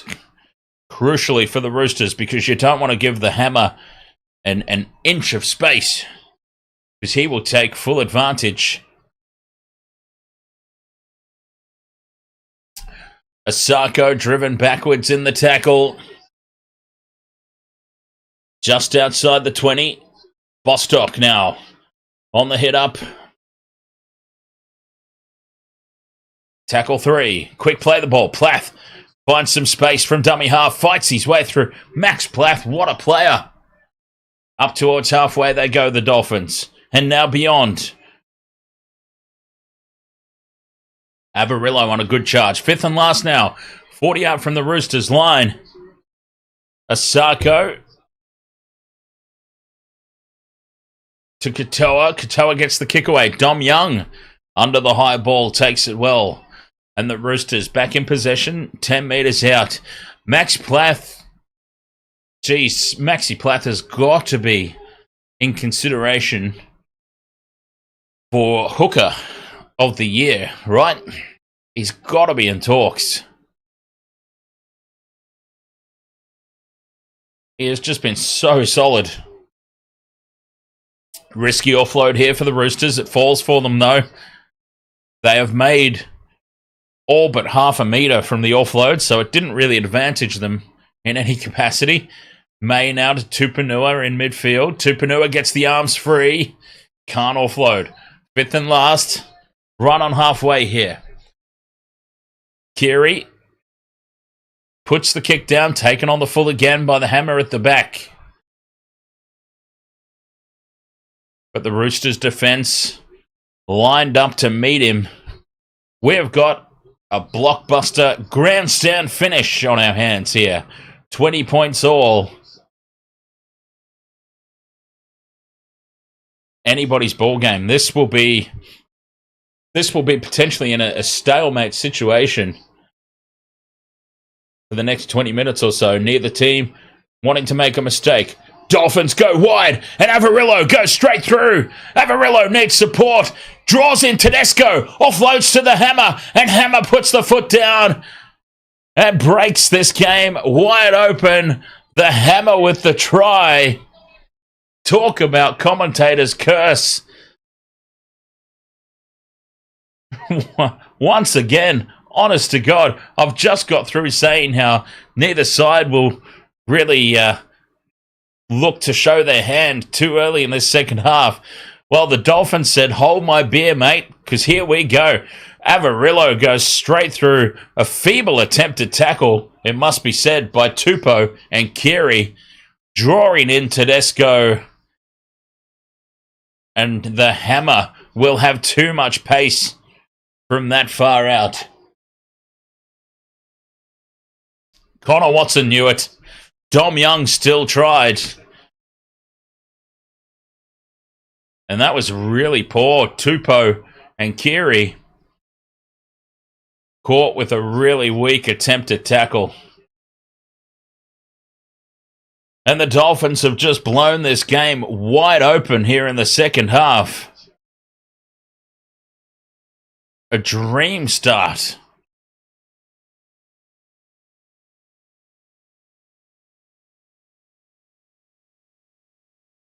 Tupou, what a horrible attempted tackle. 1-on-1.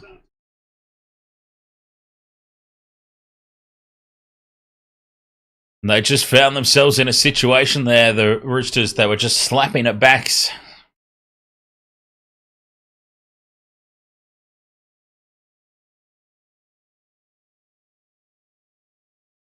(24-20), kick to come here from Asako. Jermaine Asako pops this one over. Yes, it stays in, just inside the far upright. 26-20, the Dolphins with the early advantage here in the second half. Crazy start.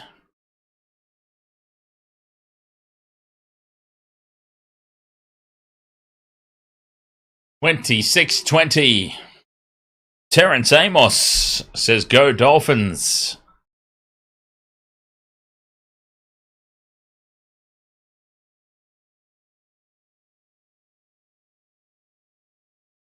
A try for the Hammer. Roosters get us back underway. Oh, big hit there on Josh Kerr, who took the kick return and now loses the ball. Losing the ball, Victor Radley inflicting some pain there on Josh Kerr from the restart. What a hit. Roosters could turn this around quick smart.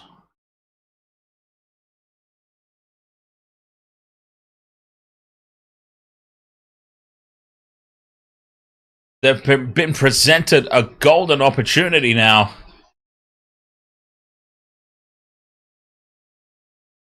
Scrum down, 10 metres out in front of the post. Roosters. Connor Watson breaks to the right. To Walker. Young. Takes the tackle, 5 metres out.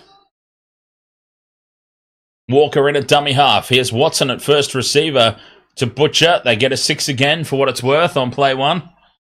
Still worth 1 extra tackle, I suppose. 10 metres out. Watson plays it. Geary to Tedesco. To Sir Angus. Angus gets the arms free and offloads to Tupou. And Tupou scores in the corner. The Roosters hit straight back. Oh, Sir Angus Crichton, what an offload. Getting a kind bounce for Tupou as well. And Daniel Tupou scores in the corner. Try for the Roosters. Tedesco, very instrumental in that as well.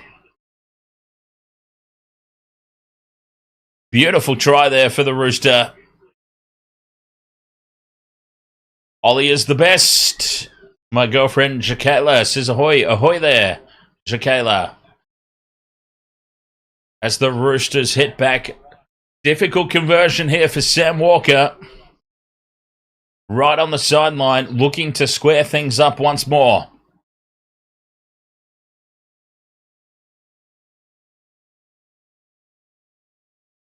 Yeah, DJ Shaq, Josh Kerr would not have been my go-to for a hit up from the kickoff.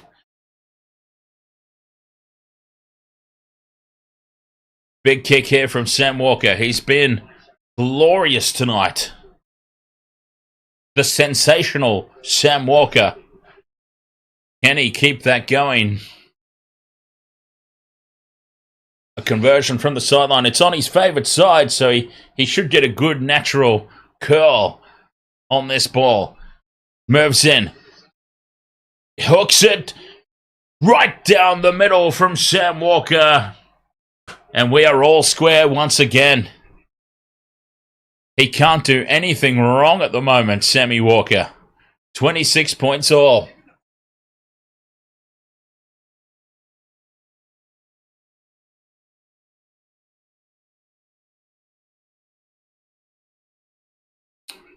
What a game we've got going on here.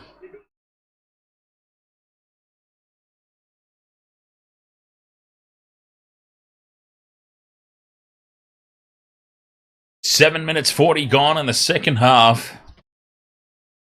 2 more tries. It's just raining points out there. I would say both teams would be, regardless of the result, both teams will be extremely disappointed with their defense. It has just been raining tries out there.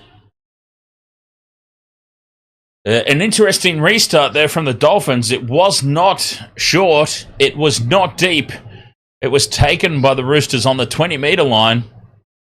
A really interesting tactic, that one. Whether that was a short kickoff gone wrong, but I can't imagine why they would be trying a short restart.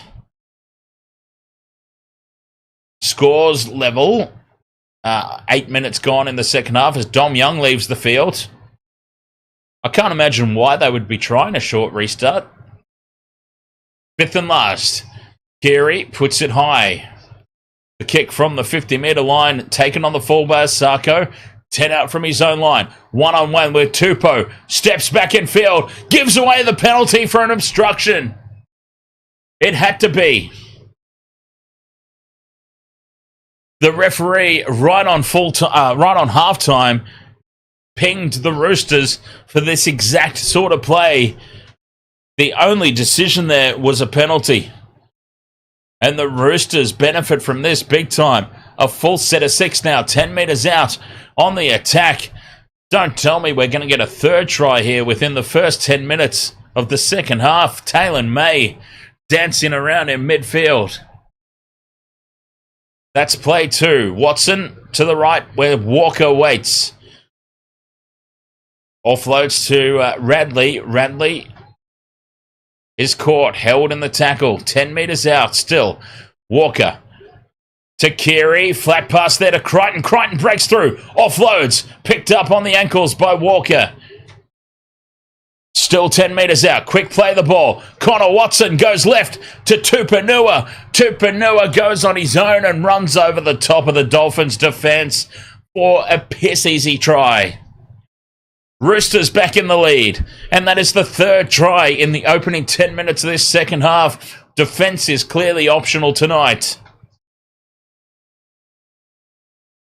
Oh, Tupanua's gone straight through Felice Kafusi. That was a really poor attempted tackle. I've said that quite a few times tonight for both sides. Tupanua one-on-one with Kafusi, and he just easily runs over the top of him. Roosters back out in front.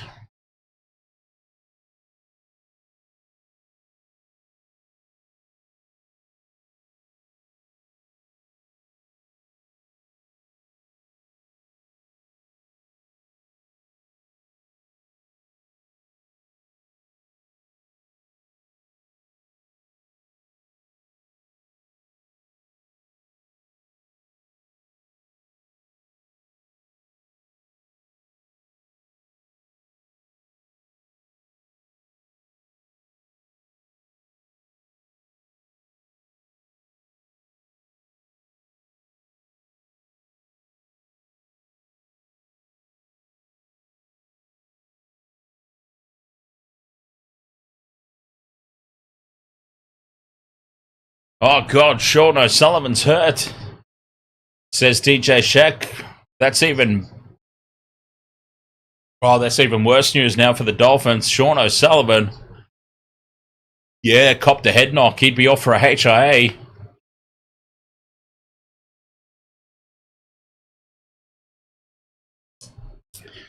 Sam Walker from almost exactly the same position as his last attempt.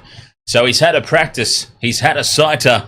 Moves in, connects with this one. Puts this one over. He readjusts. That's what good goal kickers do. He had a sighter.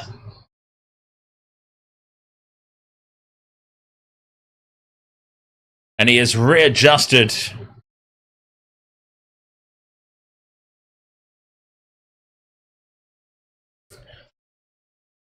Puts another one over for the Roosters to lead. 32 points to 26. Tries everywhere in this contest.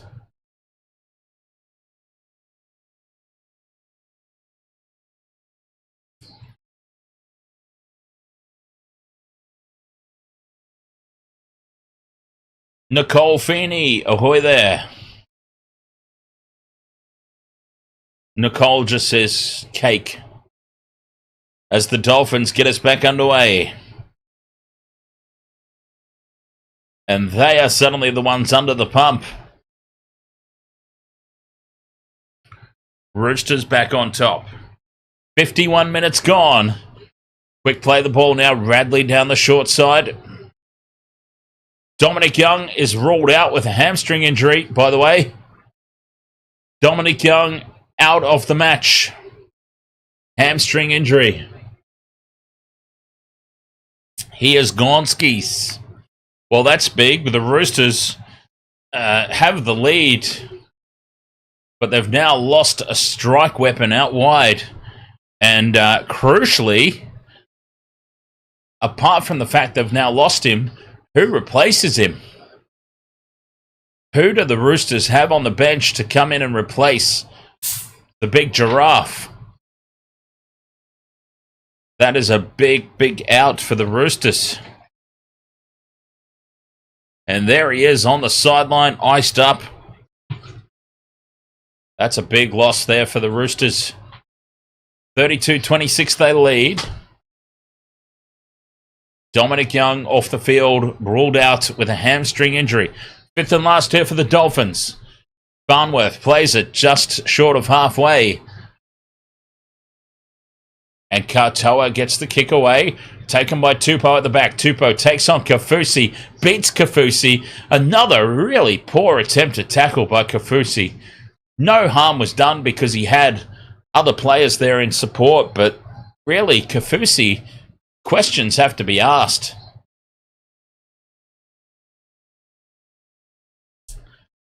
A quiet origin. He's been very quiet at Clubland.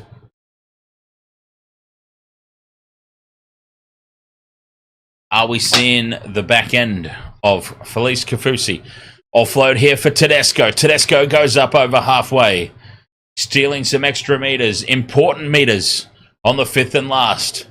Roosters are 40 out. Short side for Walker. Walker puts it high. Contestable kick. Racing through his Kiri, but the hammer does extremely well in the face of that kick chase. And the Dolphins have it 10 meters out from their own line.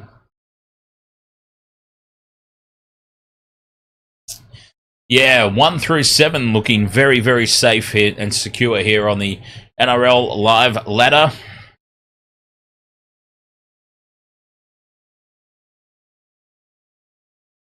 Plath goes on a dart. Malcolm has asked if I watched any of the Paris opening ceremony. I did not. I've heard all sorts of reports about it, though, Malcolm. There's all kinds of a mess. Somebody apparently got their nuts out. There was a ball sack shown on live television as the Dolphins now spread it wide to the right. The offload to Isako. Spilling the ball. Roosters will have it. Yeah, there was... the flag got put up upside down. I mean, geez. It's been a bit of a shambles, this Olympics. To be honest. The flag... The Olympic flag, the rings. We all know the rings, right? The rings, 3 on top. I can't tell you off the top of my head the colours, but the Olympic rings is 3 on top with the 2 intersecting ones underneath. They put the flag upside down. So it was 2 rings on top and 3 underneath.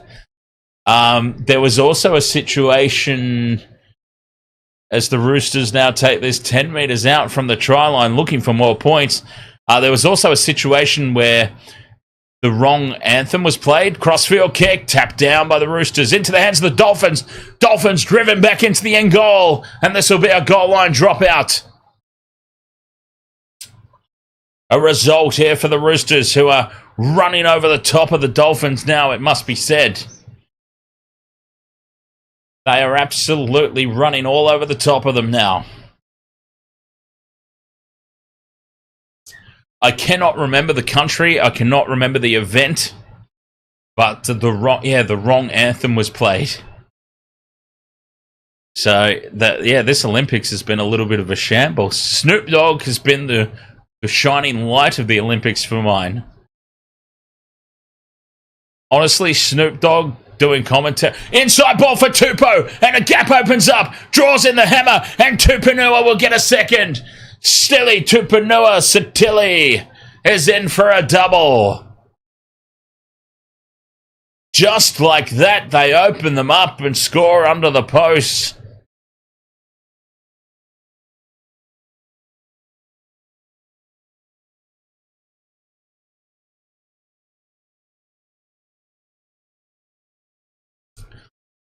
From the goal line restart, the Roosters immediately stretched to the left. We saw this earlier tonight as well with the Eels.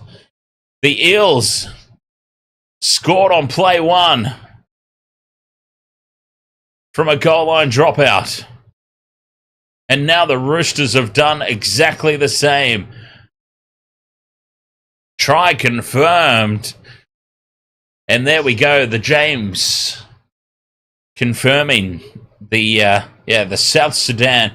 South Sudan won something in the basketball, and they played the North. I think they played the North Sudan anthem or something. Yeah, but either way, it was a Sudanese team, and they got the anthem completely butt backwards,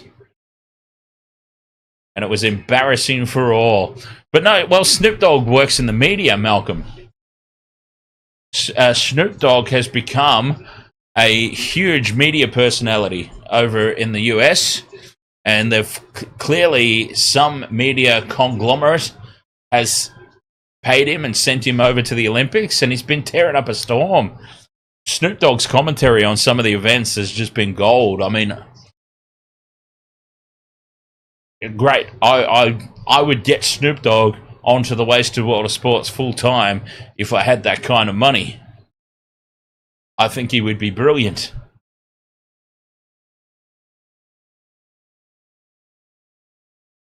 Conversion successful from Sam Walker. Continues his golden night. And the Roosters lead 38 points to 26. Yeah. Channel 9's been horrible, James. Thankfully, I've got Stan. I've got a Stan subscription for the rugby.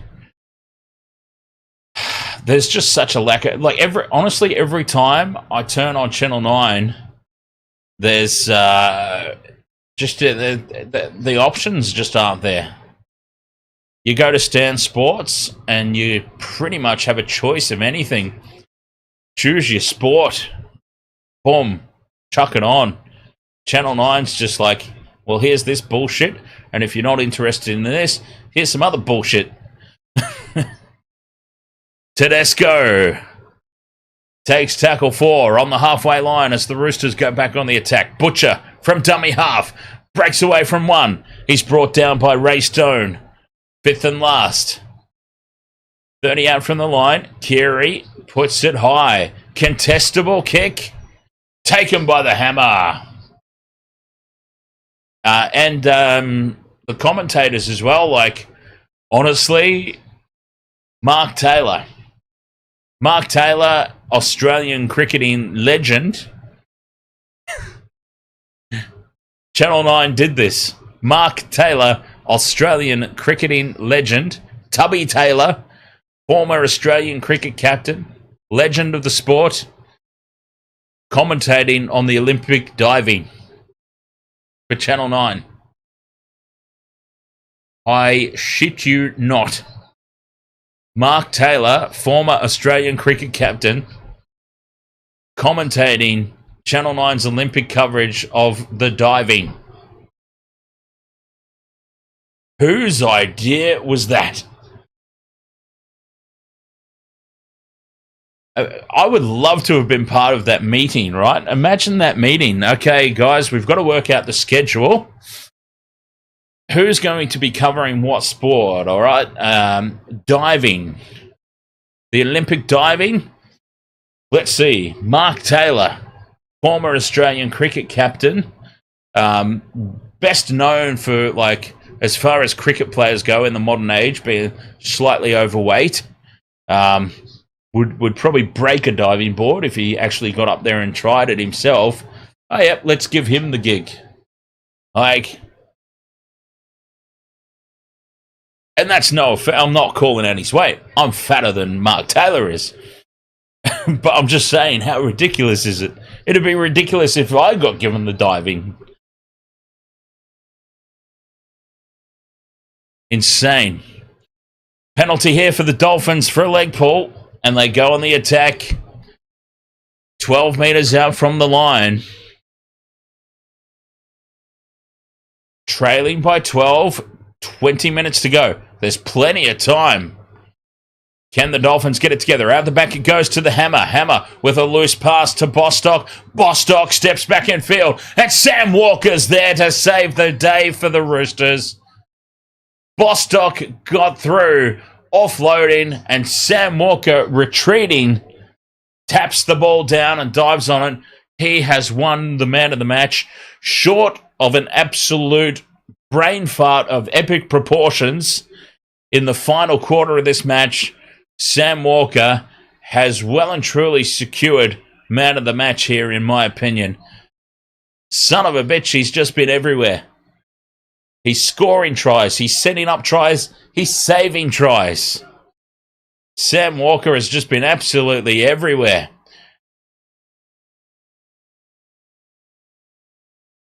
Kick down to the hammer.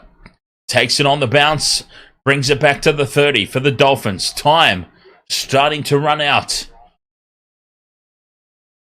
Bostock goes on a run from dummy half, takes it up to the 40. Hammer looks out of sorts tonight. He did score a try, but after he scored that try, he stayed down. He was planking on the turf after he scored his try. So I'm just wondering if he's 100%. Tackle 4 now with Bromwich. Catch later, game of Mel. Katoa runs it to the line. Short pass off the hip to Lemuelu. The Dolphins, 5th and last, 20. Out from the line. Katoa down the short side. Dinks it in over the top. What a take there from Swalihi. And the Roosters have it back.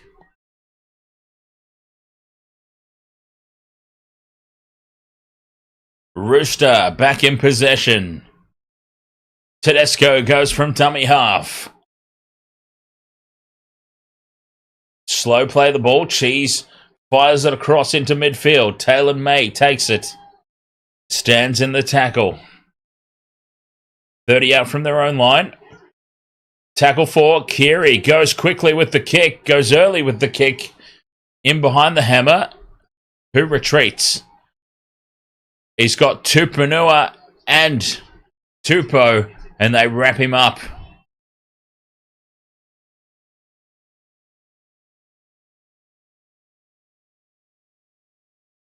The James says you also have Paralympians commentators commentating on able sports. Well, I don't think there's not necessarily anything wrong with that if it's the sports that they're involved in. But I see what you're saying, though. Like, even it's different. It's completely bloody different. Paralympics and how can I say this without getting cancelled? Regular Olympics. Oh God, I've got myself cancelled. No, I know what you're saying, James. In that respect, it's just a different. It's a different mindset. It's like trying to commentate on wheelchair footy. Have you watched the wheelchair footy? I mean, it's great, but it'd be so hard to, because even though it's the same game in name and it's the same context, the way that it's played is just completely different. You couldn't possibly get into the same mindset. It just wouldn't be possible for, yeah, I completely understand what you're trying to say. And I completely understand what I'm trying to say too, which is good because somebody has to. Somebody's got to understand me. Penalty here to the Roosters. Take it out after the kick with Sam Walker, and Angus Crichton's getting back involved. It's flaring up in back play.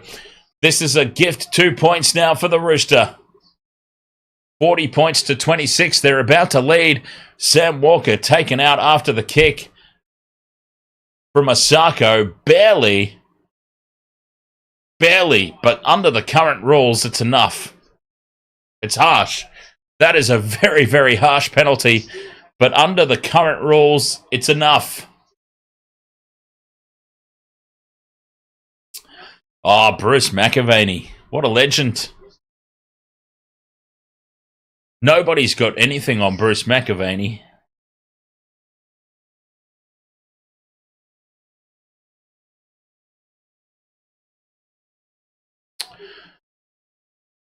And I'll tell you my other... oh, God. I've forgotten his name, which is just terrible.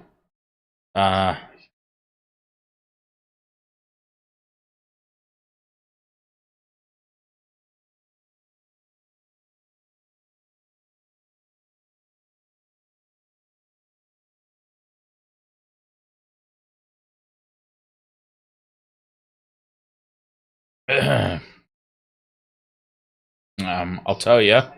Gordon Bray. Jeez, I can't believe I forgot his name.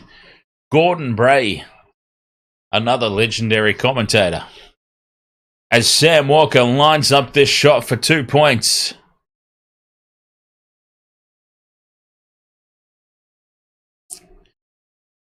To create a little bit of an an extra comfort here for the Roosters. Walker, his man of the match performance continues, and he puts it down the middle, 40 points to 26. The Roosters over the Dolphins, 13 minutes left to play.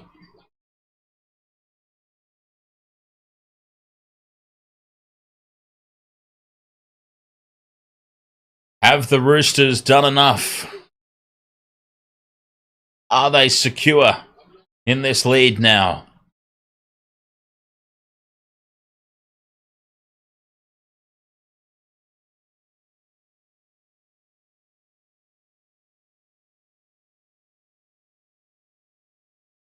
Back underway. Dolphins go short with the restart.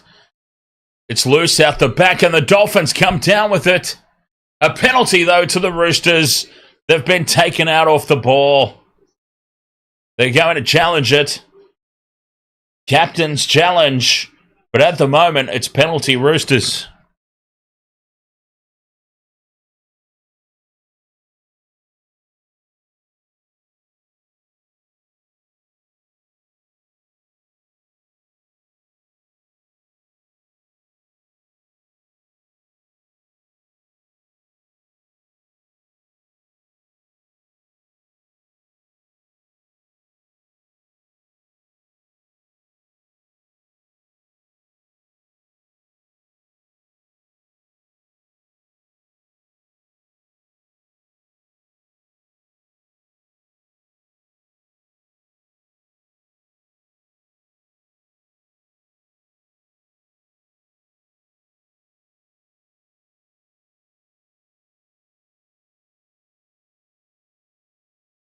Captain's challenge successful here for the Dolphins. They will come away with the ball.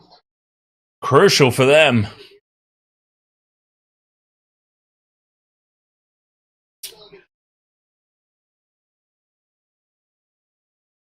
I would love to know what they're getting paid, James, in all honesty, because, I mean, you think about the... It's all about cost cutting, obviously. I think that goes without saying. It's all about cost cutting. I just wonder if they're getting paid any extra, or if it is just a blatant cost reduction by the network. Because it's the same on Channel 10 when... And now I don't watch a lot of free-to-air television, but I just remember a period of time, and it might still be happening for all I know. But on Channel 10, it was just every I think it's Channel 10. Every new show that they had,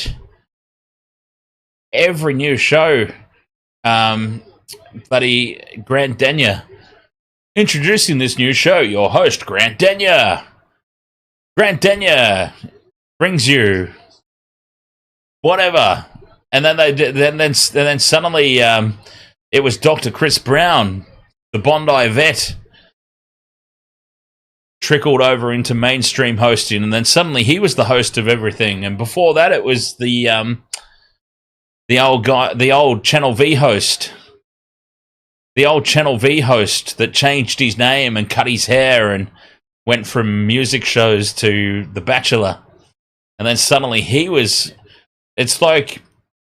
I remember back in the day, there was a host for each show.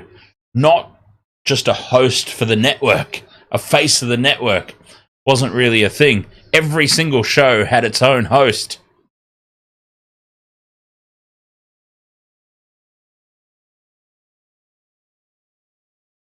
I mean, I don't remember back in the day as the Roosters with this goal line restart. Dolphins come down with it.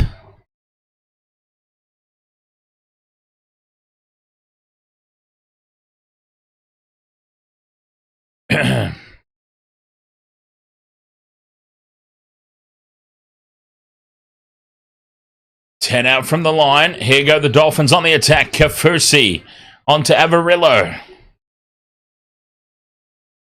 I just don't remember it back in the day. I don't remember, like, every new show that existed was hosted by John Burgess. No, John Burgess had Wheel of Fortune.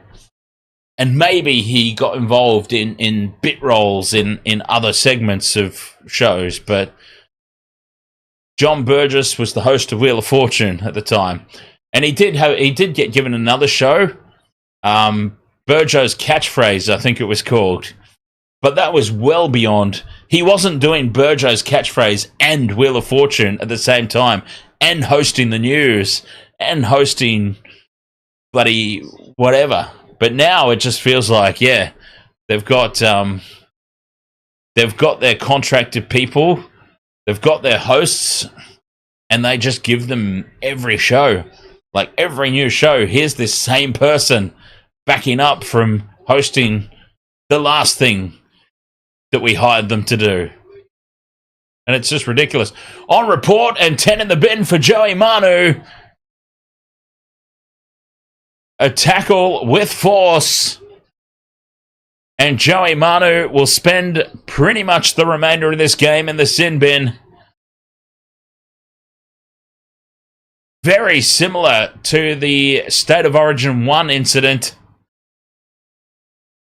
The only difference is the tackle wasn't on Reece Walsh. If it was on Reece Walsh, I think Manu would have been straight send-off there. Because you can't touch Reece Weesey.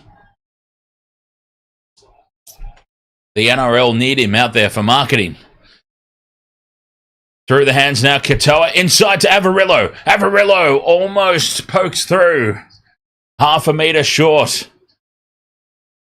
They're up quickly, the Roosters. Were they up too quick? No, says the referee. Play on. Tackle 3. Out to the left. The Roosters' defence is stretched, but cutting back in field here. The Dolphins on play 4. 10 out in front of the posts. Ray Stone can't get the ball free. 5th and last. 5 out. They go left. Katoa to O'Sullivan. Out the back to the hammer. Farnworth tries to draw in the defence. Does. One of the Roosters slips as Bostock steps back in field and dives over the line to score. One of the Roosters went arse over tit there, running across, trying to cover off the defensive line.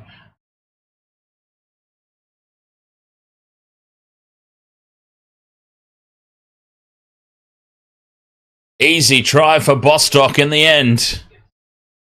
40 points to 30 with the kick to come.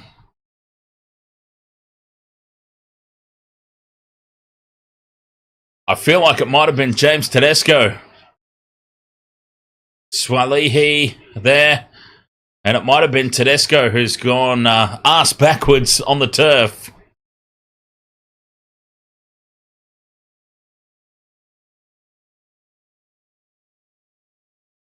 Jermaine Osako hooking this one back around. He takes the kick at goal very quick because they need to get a wriggle on here. The Dolphins, 40 points to 32, 8 minutes to go. This one is not over. Do not think for 1 second that this match is over. 8 points the difference, 8 minutes to go. We have seen that both teams are capable of going a point a minute. There is life left in this contest. 72 points we've seen scored in this game. That is absolutely unreal. I find that so bizarre. I really do. Considering, James, I feel like you're all alone out there tonight. It's just the whole chat room for the last sort of 10 minutes is just James and I debating. Well, not even debating. We're just talking. Very quiet night out there in Wasted Water Sports Chatland.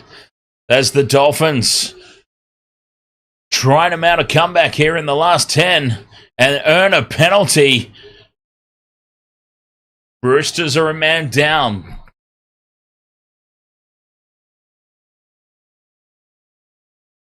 Let's not forget that. Roosters a man down.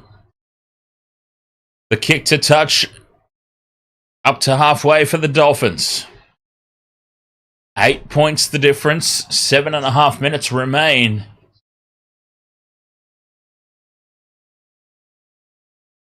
Katoa runs it to the line, offloads for Lemuelu. Tries to poke through, can't. Just holding onto the ankles with Sammy Walker. Dolphins now through Bromwich. Bromwich offloads to Plath. Plath is caught 10 metres out from the line. Oh, he's a solid player, Maxi Plath. O'Sullivan to the hammer. Averillo gets on the outside, but Tupou does well to hold him short. We've got an issue. We have got a big issue here for Jermaine Asako. Jermaine Asako is the goal kicker as well. Let's not forget that. That could be crucial. Dan Jam says, do you think Herbie will eventually follow Wayne to Souths? I think a few players will follow. Oh, what about this for a news headline? Apparently, Tavita Pangai Jr., yes. Apparently, Tavita Pangai Jr. has already committed himself to South Sydney to follow Wayne Bennett. How about that, huh? How is that for a turn-up? Tavita Pangai Jr. handed a lifeline by the Dolphins. And yes, Wayne Bennett would have been, I assume, very instrumental in Tavita Pangai Jr. being given that lifeline. But honestly, to backflip on the Dolphins like that and go straight out the door and follow Wayne Bennett to Souths. Jeez.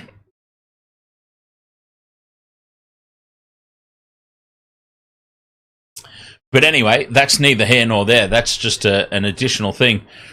Would Herbie Farnworth do it? I think Wayne Bennett, Wayne Bennett is a super coach. He's got a great reputation in the rugby league world, so it makes sense that, to me, that players would want to be coached by the best. You would want to go to the Storm and be coached by Craig Bellamy. You would want to go to any club that Wayne Bennett's in charge of and sit under that learning tree. So I wouldn't be surprised if anybody followed Wayne Bennett to Souths. To answer your question there, Dan Jam, nothing would surprise me at all when it comes to Wayne Bennett. Roosters back in possession here, crucially, with 6 minutes remaining. Leading by 8 points. This is another game where defence has been clearly optional as Keary gets the kick away. And the Dolphins have it at the back. Tessinu brings it back towards halfway on play one. Great field position here for the Dolphins. Skipping around in midfield. Nowhere to go though. Wrapped up and brought down is Averillo. Hammer over halfway. Out the back to Asako. Asako wrapped up there by Sam Walker. Excuse me.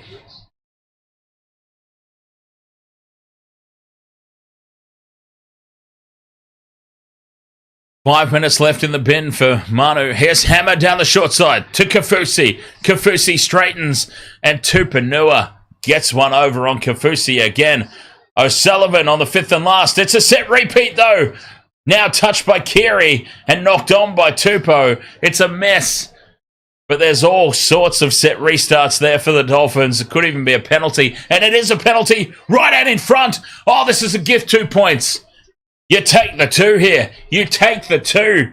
They're trailing by 8 with 5 minutes to go. And here is an absolute gift 2-pointer right in front of the sticks.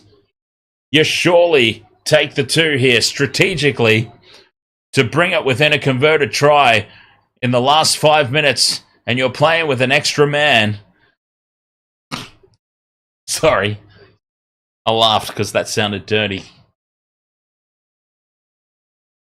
A gift 2 points right out in front of the sticks.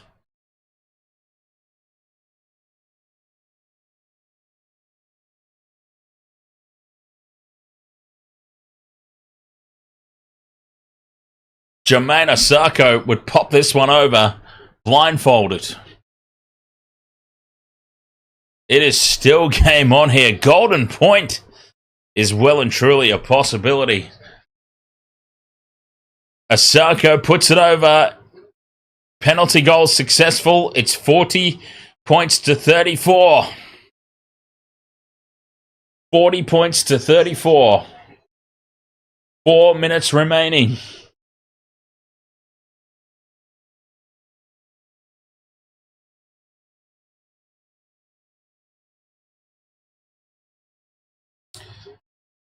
Four minutes with an extra man. The Dolphins are backing themselves here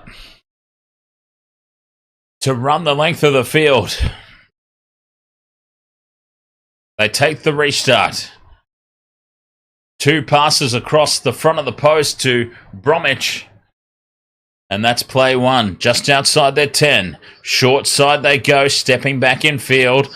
Looking for space is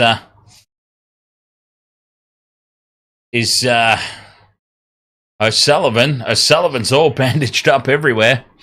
Barker Daz, ahoy there. Bro, has the referee been good tonight? What's your opinion? As the hammer goes down the short side. Fends off 1. Yeah, nothing's really stood out to me as being good or bad either way from the referees. So that indicates to me that he's had a decent enough game. Tessie New cuts back in field. 5th and last here for the Dolphins. Important that they get some sort of result here. Inside ball to O'Sullivan. Back to Tessie New. New beats 1. Gets through. Offloads to Kafusi. They've run in behind. Captain's challenge. Was this a penalty for obstruction? A penalty has gone the way of the Roosters. And everybody just sort of stopped and got confused as the Dolphins got the arms free. Tessie New cuts back in field. Gets in behind Max Plath. Yeah, Max Plath has taken out the cheese. Max Plath has taken out the cheese, and this will be a penalty. An important penalty for the Roosters. Challenge unsuccessful for the Dolphins. Tessie New needed to drop immediately.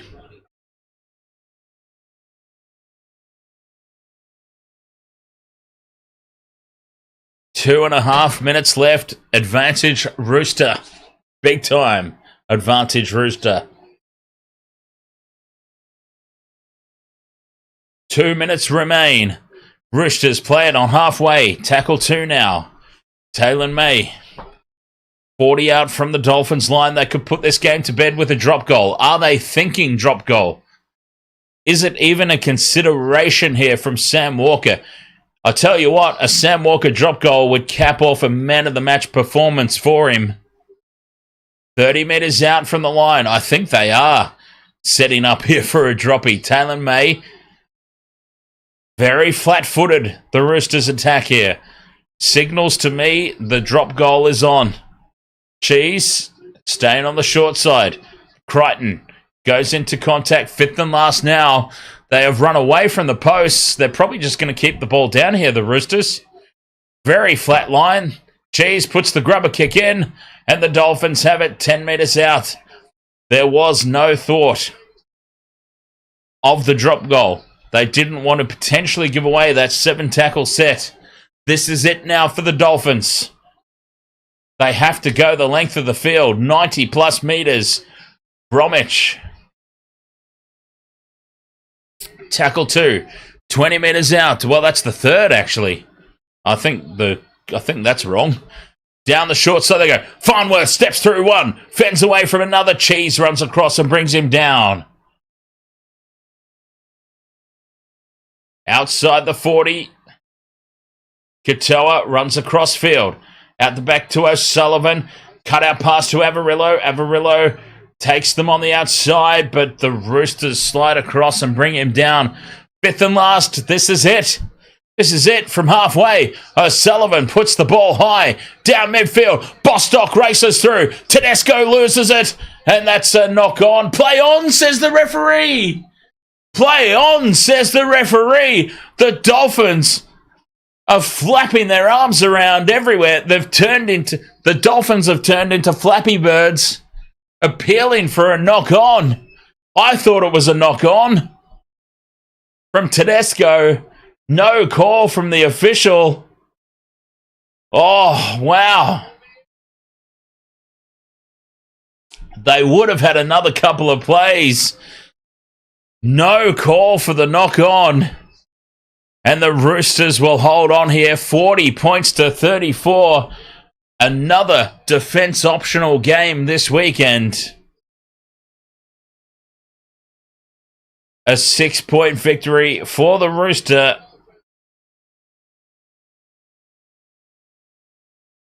But geez, there might be some conversations had about some of the calls tonight.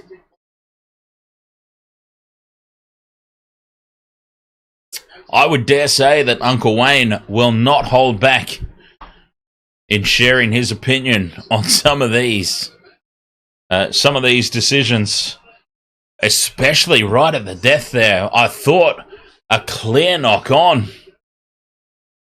I thought that was a pretty clear knock-on from Tedesco. Very well-deserved man of the match, by the way, going to Sam Walker. Very well-deserved. It couldn't have gone to anybody else. Sam Walker, Arthur Beetson Legacy Medal winner. It was the Sammy Walker show out there tonight. And honestly, I don't know what Sam Walker's contract situation is with the Roosters or when it's up for renewal. But if you're any of the Queensland teams, Sam Walker's a Queenslander, of course. By the way, just in case anyone's a little confused why I'm going down this line of conversation, Sam Walker's a Queenslander.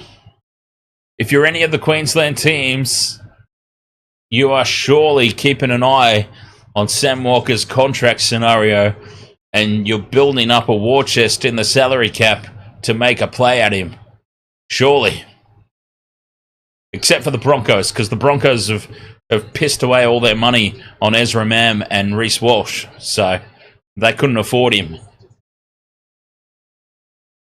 They've made their choice, the Broncos. The Broncos are going to have many, many years ahead. They have confined themselves to many, many years ahead of no finals footy. They've backed Ezra Mam and Reece Walsh and thrown all their money behind those two.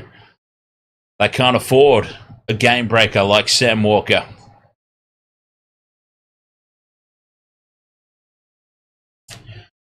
Anyway, 40 points to 34. Another high-scoring, close contest.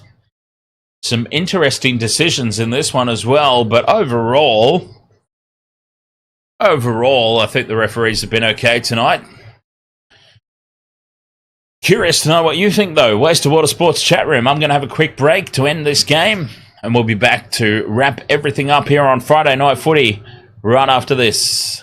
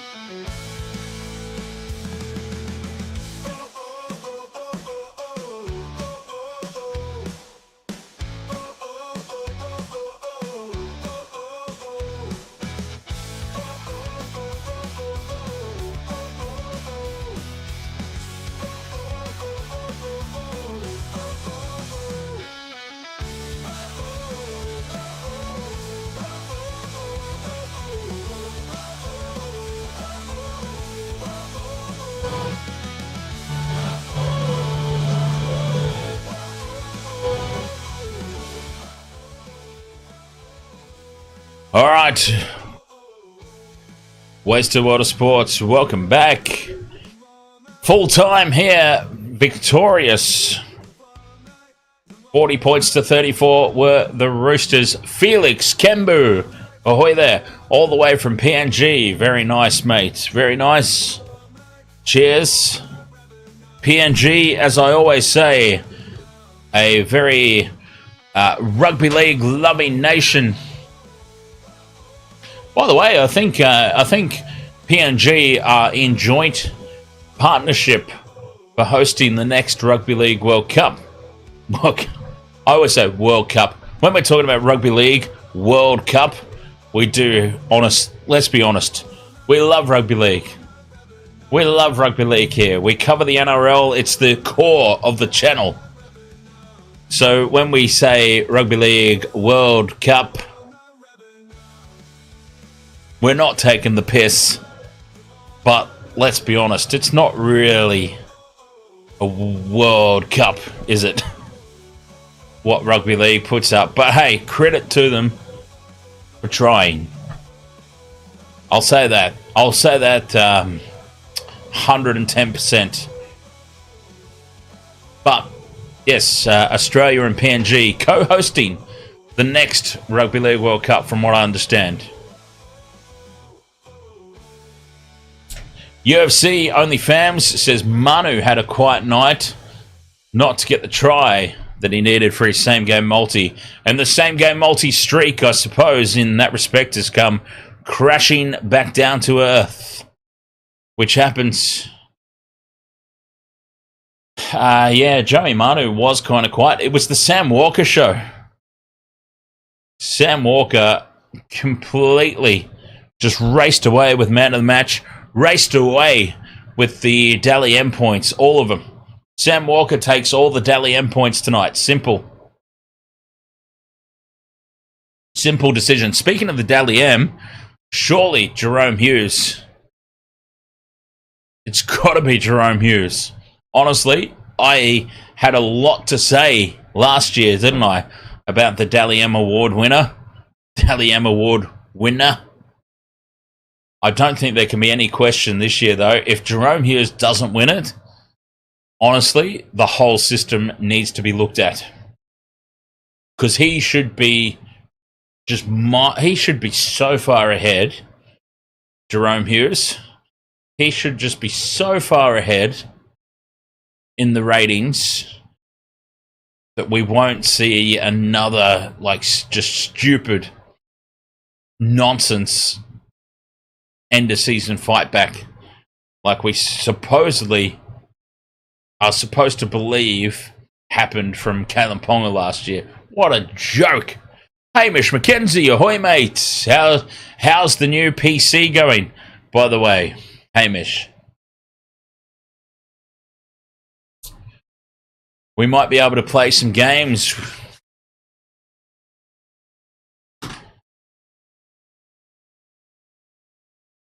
UFC says, if not him, then who?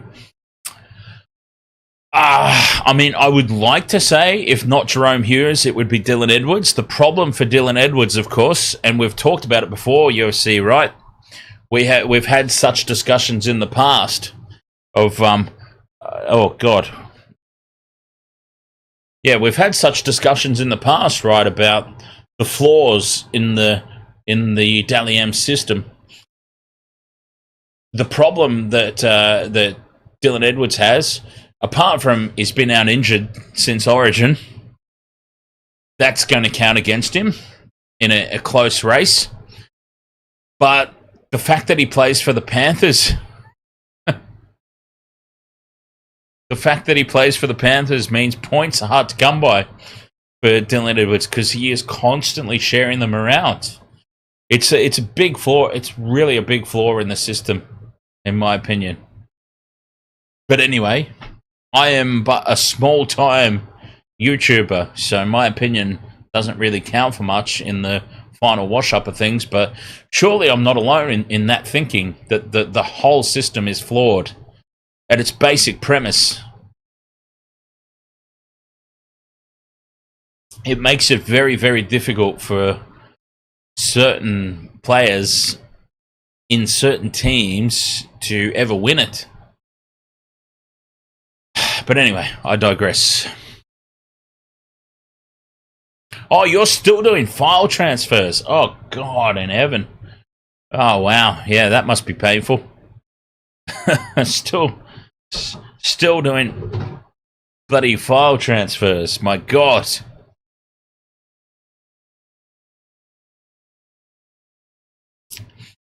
Yeah. Well, see, this is why I've learnt the hard way over the years. Always run 2 hard drives. Always run 2 hard drives. You've got your system drive and you've got your files drive. And so that way, when you upgrade your machine, all you do is you pop it out of one and plug it straight into another, onto a new system drive, and you've just constantly got that. Now, you do ultimately have to do some sort of transfer eventually, but at least if you've got multi hard drive set up, you can still use the computer while you're doing that transfer in the background.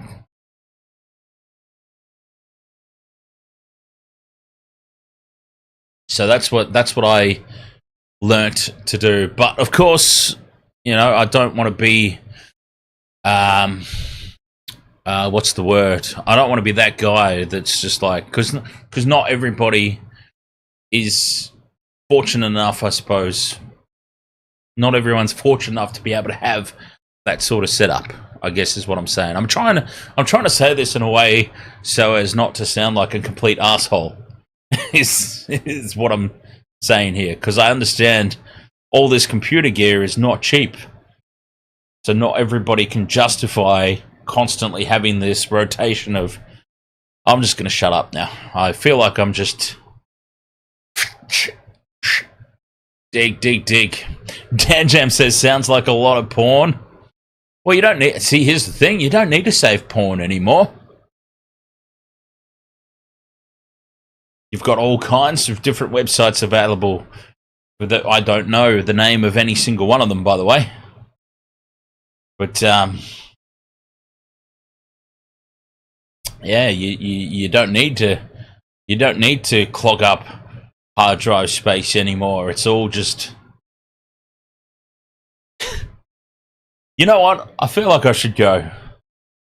I really do feel like this is one of those nights I should just leave now before I. I'm just making things worse for myself the more I speak.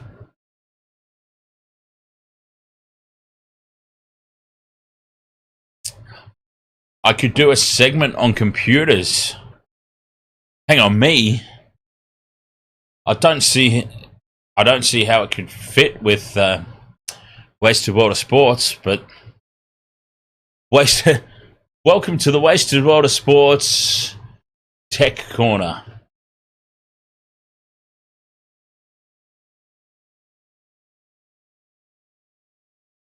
Yeah, okay. I mean, not the most ridiculous idea.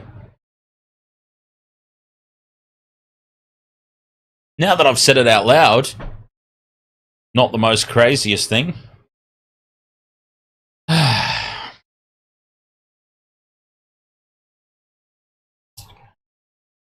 All right, Wasted World of Sports, thank you very much for your company tonight. If there's no further questions in the chat room, I shall take my leave.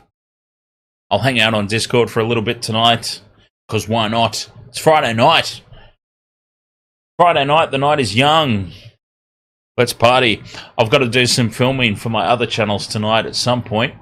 So we'll hang out, we'll hang out a little bit on Discord for those interested.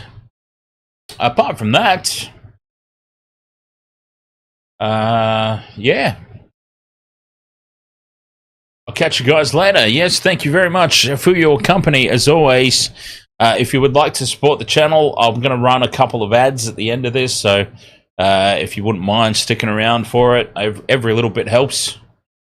So that's the reason I do it.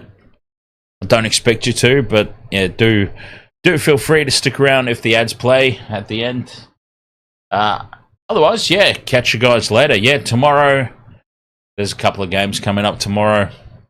We're sorting out the rest of the weekend. We might even still do SummerSlam, WWE SummerSlam at this point. We're still working everything out as to what's happening for the rest of the weekend. So we'll keep everybody posted on the Discord anyway, and keep an eye out on the channel for the scheduled streams. Yeah. Cool. Thank you so much, though, at the end of the day. Thank you so much. Very much appreciate it. As always, and we will catch you guys next time on the Wasted World of Sports. Happy birthday to Falcor. Her 10th birthday, wherever she is. And we'll see you guys next time. Until then, cheers.